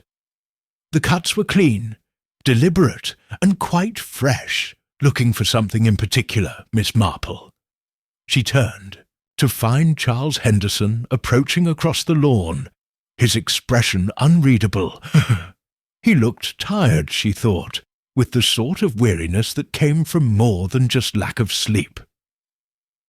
"Oh, Mr. Henderson, I hope you don't mind my intrusion. I was admiring your mother's garden. She had such a way with herbs." Henderson joined her by the wolfsbane, his hands thrust deep in his pockets. "Mother grew all sorts of things. Some of them probably shouldn't have been in a garden where children might play." Children are usually quite sensible about avoiding plants that smell unpleasant, Miss Marple observed mildly, "though I notice someone has been harvesting from these particular plants quite recently." Henderson's face darkened. "The police were here yesterday, examining everything. Inspector Slack was quite thorough in his harvesting." Miss Marple nodded thoughtfully. "Of course, though these cuts look rather older than yesterday, don't you think? Perhaps a week or more." He turned sharply to look at her, and she saw something flicker across his features, surprise perhaps, or calculation. "I wouldn't know. I've been back less than a week myself. Naturally, such a difficult time for you, settling your mother's affairs. I understand you had business to discuss with poor Mr. Blackwood." Henderson began walking toward the cottage, and Miss Marple fell into step beside him. "Mother's estate was more complicated than expected. There were several trust funds, investments that needed untangling. Reginald was one of the trustees, and his signature was required for several transactions. How fortunate that you were able to arrange a meeting so quickly after your return. Actually, the meeting was his idea. He telephoned me Sunday evening shortly after I arrived. Said there were urgent matters that couldn't wait." This was interesting. Miss Marple filed the information away while maintaining her expression of polite attention. How thoughtful of him to be so prompt, though I suppose urgent business matters often can't wait for more convenient times. They had reached the cottage's back door, which stood slightly ajar. Henderson paused, his hand on the frame, staring into the shadowy interior. "Would you like to see inside?" he asked suddenly. "There are some things. Well, perhaps you might find them interesting." Miss Marple accepted the invitation, curious to understand what had prompted this unexpected offer. The cottage's interior was exactly what one might expect of an elderly country lady's home. Chintz furniture, family photographs, and the lingering scent of lavender and old books. Henderson led her to a small study off the main sitting room, where a desk stood surrounded by neat stacks of papers and several open file folders.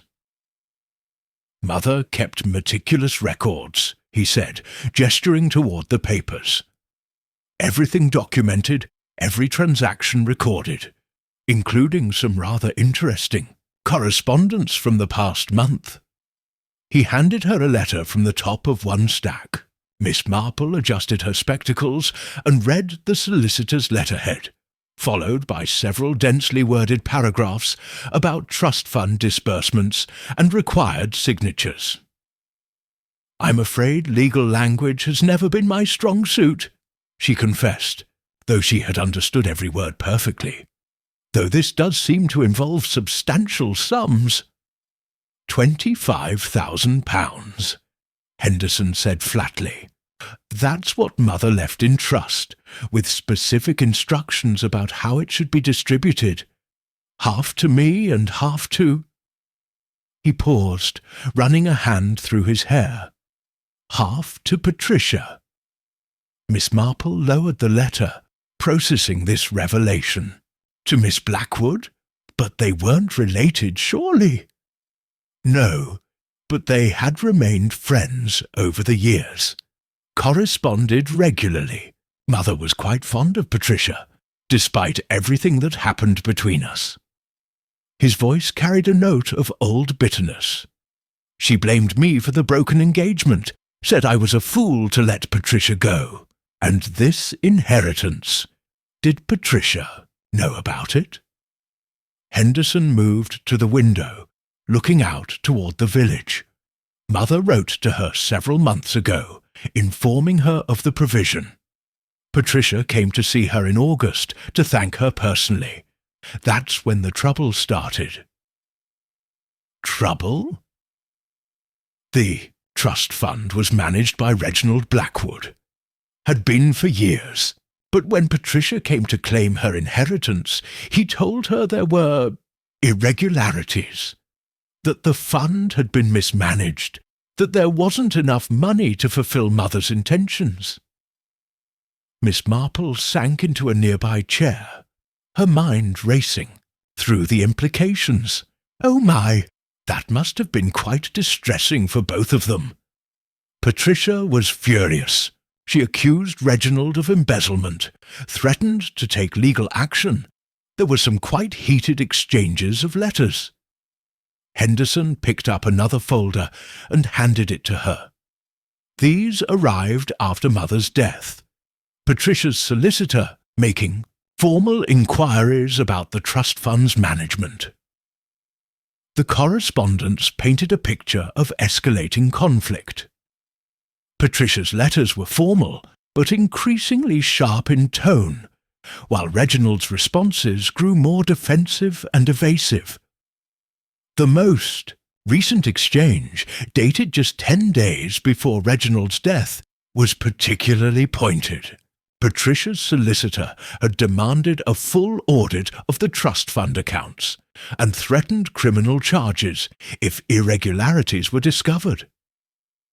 "This certainly provides a motive," Miss Marple murmured, then looked up quickly. "Though not necessarily. For murder, of course. These sorts of financial disputes are usually settled through legal channels." Henderson gave a bitter laugh. "Yes, well, Patricia was never one to be satisfied with legal channels if she felt justice was being denied. She always preferred direct action. You make her sound quite formidable." She was. Is. He corrected himself quickly, but Miss Marple had noticed the slip. "She's brilliant, determined and absolutely ruthless when she believes she's in the right. It's one of the things I love, one of the things I admired about her." Miss Marple studied his face carefully. "Mr. Henderson, may I ask you something rather personal?" He nodded, though his expression grew wary. "Do you believe Patricia killed her brother?" The question hung in the air between them. Henderson was quiet for so long that Miss Marple began to think he wouldn't answer at all. "No," he said finally, his voice so quiet she had to strain to hear it. "I don't believe Patricia could murder anyone, not even to protect herself. But I'm terrified that someone wants it to look as though she did." "Why would someone want that?" Henderson turned from the window to face her directly, and she saw something in his eyes that made her sit up straighter. "Because," he said slowly, "Patricia isn't the only one who knew about the missing money, and she isn't the only one who stood to lose if the truth came out." Before Miss Marple could ask what he meant, the sound of footsteps on the garden path interrupted them. Through the window, they could see Inspector Slack approaching, his expression grim. Inspector Slack seems to be making rather frequent visits to Mother's cottage, Henderson observed, moving to answer the door. Miss Marple used the moment of his absence to quickly scan the papers on the desk. Among them, she spotted something that made her pulse quicken. A bank statement showing regular payments to someone identified only as BT. The amounts were substantial, and they occurred monthly for the past year. "Miss Marple," Inspector Slack's voice carried from the front of the cottage. "I didn't expect to find you here." She rose and made her way to the sitting room, where Henderson and the inspector stood in what appeared to be a rather tense consultation. "I hope I'm not intruding on police business," she said pleasantly. "Mr. Henderson was kind enough to show me his mother's herb garden." "Actually," the inspector said, his tone suggesting he thought she was indeed intruding, "I've come with news about Miss Blackwood. She's remembered something about Tuesday evening. Something quite significant." Henderson stepped forward eagerly. "She's remembered. Her memory's returned." "Partially, yes. She now recalls leaving the Crown Tuesday evening around 9 o'clock. Says she received a telephone call asking her to meet someone at Miller's cottage. Someone who claimed to have information about her brother's financial affairs. Miss Marple felt a cold prickle of unease. Did she say who called her? That's just it, Inspector Slack replied, his satisfaction evident.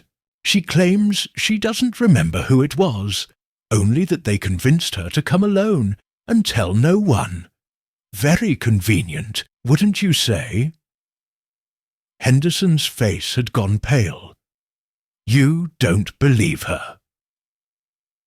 What I believe, Mr. Henderson, is that Miss Blackwood is attempting to construct a story that will account for her whereabouts without implicating her in her brother's murder. A mysterious caller who lured her away just as her brother was being poisoned. It's rather too neat, don't you think? Miss Marple watched this exchange with growing concern. The inspector was clearly building towards an arrest, and Patricia Blackwood seemed to be helping him construct the case against herself with each new memory. But something about the telephone call rang true to Miss Marple's experience of human nature. People lied about many things, but the details Patricia had provided, the vagueness, the confusion, the partial memories, had the messy quality of actual recollection rather than manufactured alibis. "Inspector," she said carefully, "have you considered that someone might indeed have telephoned Miss Blackwood? Someone who wanted her away from the village when her brother was killed." "To what end, Miss Marple?" "Well," she said, her needles beginning their familiar rhythm as she thought aloud, if one wanted to murder Mr. Blackwood and cast suspicion on his sister, removing her from her hotel room during the crucial hours would serve the purpose quite well, especially if one knew about the wolfsbane in her belongings. Inspector Slack frowned. "Are you suggesting someone planted the wolfsbane in her room? I'm merely observing that the evidence against Miss Blackwood is almost too perfect. In my experience, people who commit murder rarely leave such a clear trail, unless they're meant to be caught, or unless someone wants them to be caught." Henderson looked at her with something approaching hope. "Then you think Patricia's telling the truth?" "I think," Miss Marple said carefully, "that the truth in this case is likely to be considerably more complicated than it appears, and I suspect that when we understand what really happened, we'll find that several people in Little Wickham have been keeping secrets that have very little to do with love and a great deal to do with money." Outside, the afternoon shadows were lengthening, and somewhere in the village a woman sat under police guard, her fate hanging on memories that might not be memories at all, but fragments of manipulation carefully designed to destroy her. Miss Marple gathered her things and took her leave, but her mind remained busy with the day's revelations. Trust funds, missing money, mysterious bank payments to BT. The financial trail was becoming as twisted as the garden paths in Little Wickham, and at the centre of it all, like a spider in its web, sat the uncomfortable truth that someone had been very clever indeed in arranging for Patricia Blackwood to look guilty of a crime that Miss Marple was increasingly convinced she hadn't committed. Chapter 6. Secrets Unravelling. The next morning brought unexpected visitors to Miss Marple's cottage. She had just finished tidying away her breakfast dishes when Dr. Haydock arrived, followed shortly after by Mrs. Thornley, both wearing expressions that suggested serious business. "I hope you don't mind us descending upon you like this," Dr. Haydock began, accepting the chair Miss Marple offered. "But we've encountered something rather disturbing, and frankly, we could use your perspective on the matter. Mrs. Thornley sat with uncharacteristic stiffness, her usually immaculate appearance showing signs of strain. Her hands, Miss Marple noticed, trembled slightly as she removed her gloves. "Dr. Haydock has discovered something," Mrs. Thornley said without preamble, "something that changes everything we thought we knew about Reginald's death." Dr. Haydock produced a manila folder from his medical bag and set it on the tea table between them. The complete toxicology results came back this morning. While the cause of death was indeed aconitine poisoning, as we suspected, there's an additional complication. Complication? Reginald Blackwood was also suffering from advanced stomach cancer. Terminal, in fact. He would have had perhaps 3 months to live, possibly less. Miss Marple set down her teacup carefully. "I see. And he knew this? The medical records I found in his desk suggest he'd known for at least 6 weeks. He'd been to a specialist in London, received the diagnosis, but apparently told no one, not even Patricia." Mrs. Thornley spoke up, her voice strained. "This puts everything in a different light, doesn't it? If he knew he was dying." "It certainly provides another layer to consider," Miss Marple agreed thoughtfully. "Though I'm not sure it exonerates Miss Blackwood. It might, in fact, suggest a different sort of desperation." Dr. Haydock leaned forward. "There's more. We've also discovered that Reginald had been making regular payments from his personal account, not the trust fund, but his own money, to someone in the village. £500 a month for the past year." "Blackmail?" Miss Marple asked, quietly. "That was our thought. The payments were made to an account belonging to—" He consulted his notes. "Mrs. Beatrice Thornley." The silence that followed this announcement was deafening. Miss Marple looked at Mrs. Thornley, who had gone, very pale, and was staring at her hands folded in her lap. "Beatrice," Dr. Haydock said gently, "I think it's time you told us what's been going on." Mrs. Thornley raised her head, and Miss Marple saw tears in her eyes. The first time she'd ever seen the composed committee chairwoman show such vulnerability. "Wasn't blackmail," she said finally, her voice barely above a whisper. "Not exactly. It was compensation." "For what?" Miss Marple asked kindly. Mrs. Thornley stood abruptly and moved to the window, her back to them as she spoke. "For keeping quiet about what I knew, about what Reginald had done 20 years ago." She turned back to face them, her composure cracking entirely. "My husband, you see, his death wasn't an accident." The revelation fell into the room like a stone into still water. Mrs. Thornley had been a widow for over 20 years, and everyone in Little Wickham knew that her husband had died in a sailing accident on the Thames. "Robert was an accountant," she continued, her voice stronger now that the secret was finally being spoken. "He handled the books for several local businesses, including Reginald's bank. He discovered that Reginald had been embezzling funds, not just from the Henderson Trust, but from several accounts over many years." Dr. Haydock shifted uncomfortably. "Mrs. Thornley, if you've known this for 20 years..." Robert confronted Reginald privately. He didn't want to destroy a man's career over what he hoped could be resolved quietly. Reginald promised to make restitution, said he needed time to arrange it without destroying his reputation. Miss Marple's needles had begun their gentle clicking as her mind worked through the implications. But something went wrong. Robert was going sailing with friends that weekend. Reginald offered to join them at the last minute. Robert fell overboard during a storm. Reginald said he tried to save him, that it was a tragic accident in rough weather.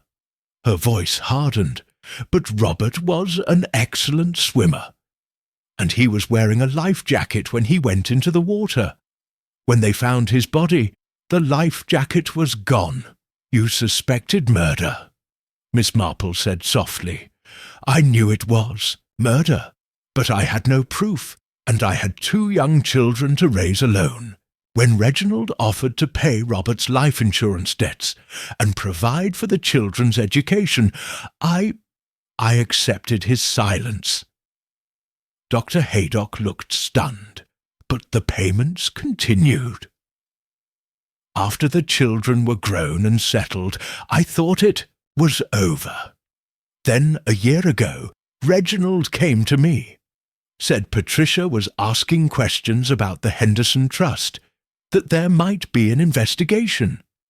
He was terrified the truth about the embezzlement would come out, and that someone would re-examine Robert's death. So he increased the payments, Miss Marple observed.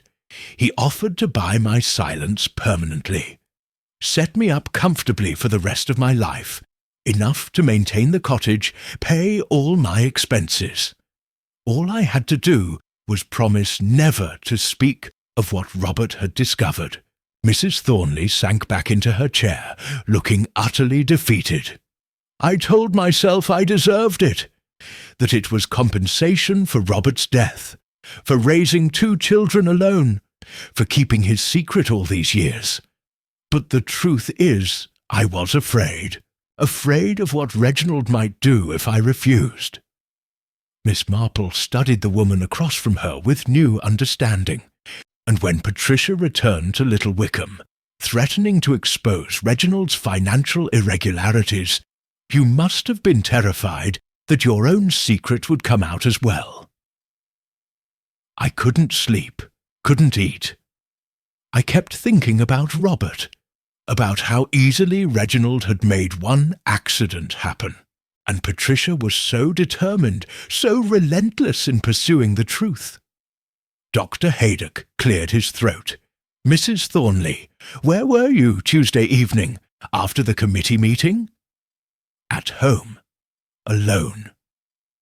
I had dinner, read for a while, went to bed early. She looked up with sudden alarm. You don't think I... Dr. Haydock, I may have hated Reginald Blackwood, but I didn't kill him. I wouldn't have known how. Miss Marple's needles had stilled completely. Mrs. Thornley, you run the Harvest Festival every year. You oversee all the food preparations, coordinate with the various contributors. Yes, but I don't see... You would. No, wouldn't you? Who's preparing what for the festival? Who's been making preserves and cakes? Who has access to ingredients? Mrs. Thornley's face went white as the implication sank in. Oh, my God! You think someone used the festival preparations as a cover? To make the poisoned food that killed Reginald? It would be rather clever, Miss Marple mused. And it would explain why the wolfsbane needed to be disguised in something sweet. If Reginald received a sample of someone's festival contribution, he might well have eaten it without suspicion. Dr. Haydock leaned forward intently.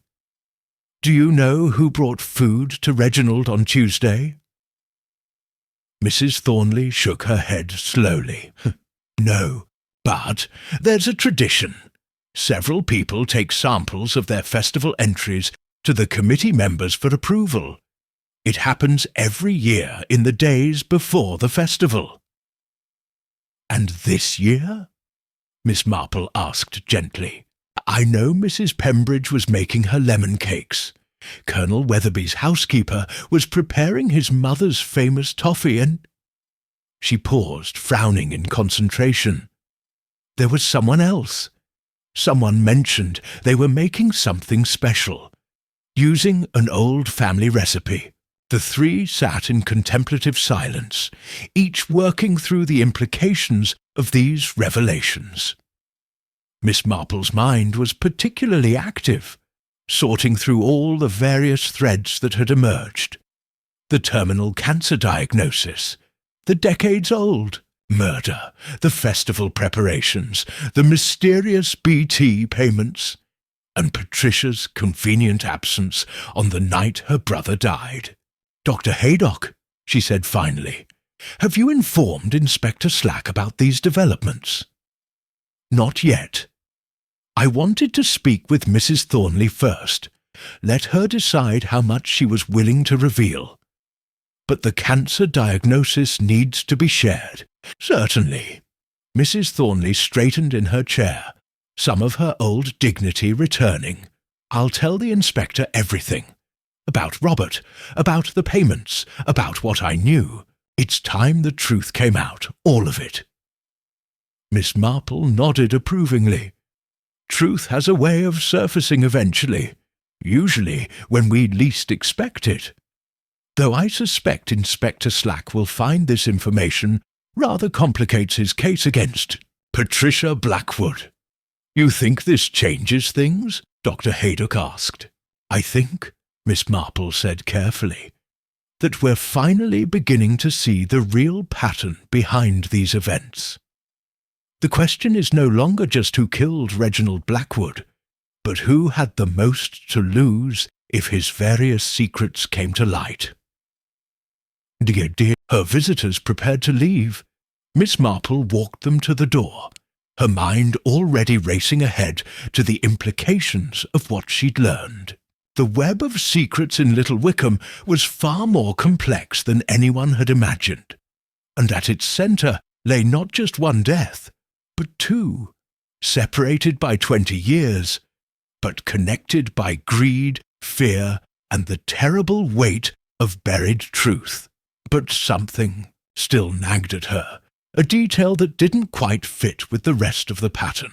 As she watched Dr. Haydock and Mrs. Thornley walk down her garden path, she found herself thinking about festival preparations and family recipes, about the peculiar timing of Patricia's telephone call, and about the patient way her blackbird had watched and waited for exactly the right moment to claim his prize. Patience, Miss Marple reflected, was often the key to solving the most complex puzzles. But it also occurred to her that in this case, patience might be a luxury they could no longer afford. With Patricia under increasing suspicion, and the festival only days away, time was running short to uncover the truth, before an innocent woman paid the price for someone else's very clever crime. Chapter 7. The Second Shadow. The inquest was held on Friday morning in the village hall, that multi-purpose building that served Little Wickham for everything from parish meetings to amateur dramatics. Miss Marple arrived early, settling herself in the back row, where she could observe the proceedings without drawing attention to herself. The coroner, Mr. Pemberton from the county seat, was a thin, precise man who approached his duties with the methodical care of someone who had presided over far too many unexplained deaths.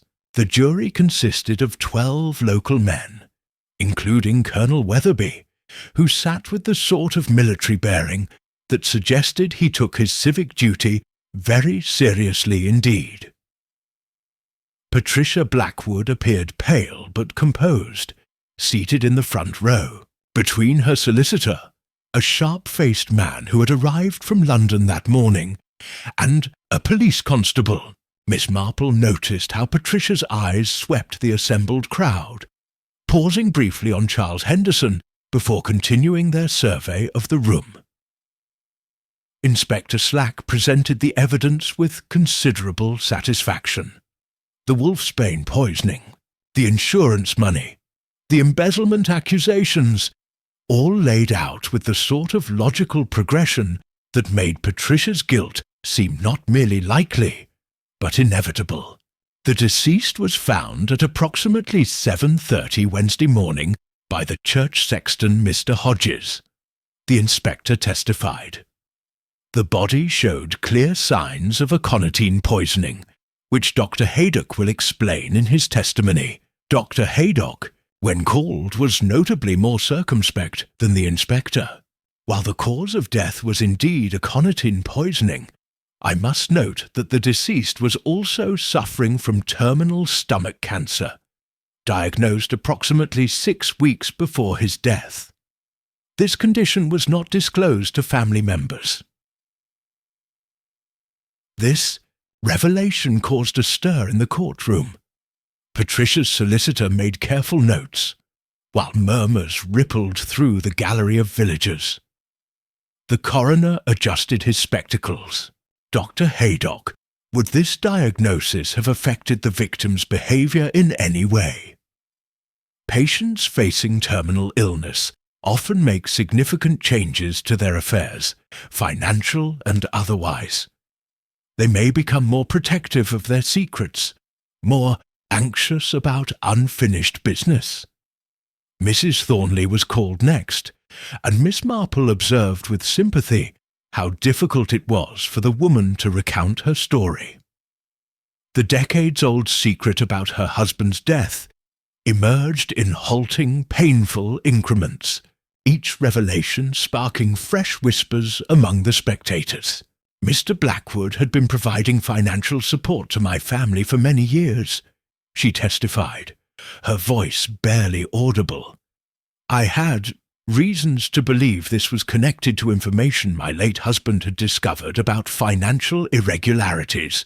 The coroner pressed for details, but Mrs. Thornley's solicitor, a local man Miss Marple recognized, intervened to prevent her from saying more than was necessary. Still, enough emerged to paint a picture of Reginald Blackwood as a man with dangerous secrets and a willingness to protect them at any cost. Charles Henderson's testimony was brief but significant.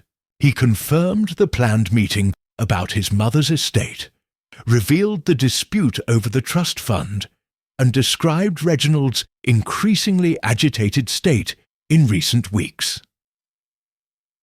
He seemed genuinely frightened, Henderson told the court. Not just worried about financial matters, but actually frightened of something or someone. Patricia was called last. Miss Marple watched her walk to the witness box with steady steps, her head held high despite the burden of suspicion that had settled around her. Miss Blackwood, the coroner began gently, please tell the court about your visit to Little Wickham. Patricia's voice was clear and controlled. I came to see my brother after learning about the trust fund irregularities. Mrs. Henderson had left me a significant inheritance, but Reginald informed me there were problems with the fund's management and your movements on Tuesday evening. I had dinner at the Crown, then returned to my room around 8 o'clock. At approximately 9, I received a telephone call asking me to meet someone at Miller's cottage. The caller claimed to have information about my brother's financial affairs that would be helpful to my case. Did you recognize the voice? Patricia hesitated. Not exactly. It was somewhat muffled, as if the person had a cold or was attempting to disguise their voice. But it seemed familiar somehow. I believed it was someone I knew. Inspector Slack leaned forward aggressively during cross-examination. Miss Blackwood, isn't it convenient that you received this mysterious call just when your brother was being murdered? I hardly consider it convenient, Inspector. It appears to have been designed to remove me from the village during a crucial time, or to provide you with an alibi for a crime you had already committed. Patricia's solicitor objected, but the damage was done. The skepticism in the room was palpable. When the proceedings concluded, the jury retired to deliberate. Miss Marple used the intermission to make her way outside, where small groups of villagers had gathered to discuss the morning's revelations. 20 years, she heard Mrs. Fletcher saying to another woman. Can you imagine keeping such a secret for 20 years? Makes you wonder what other secrets people are keeping, came the reply.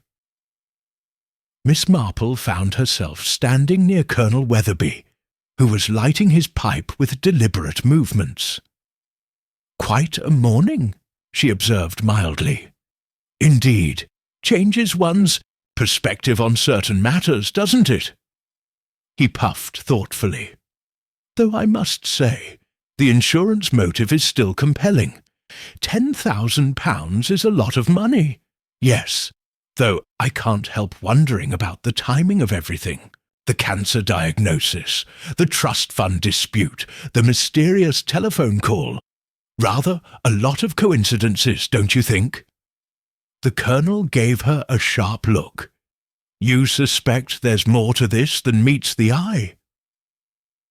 Before Miss Marple could respond, they were interrupted by the sound of someone calling her name. She turned to see Mrs. Pembridge approaching, her usual sharp demeanour replaced by something resembling distress. Miss Marple, I wonder if I might have a word.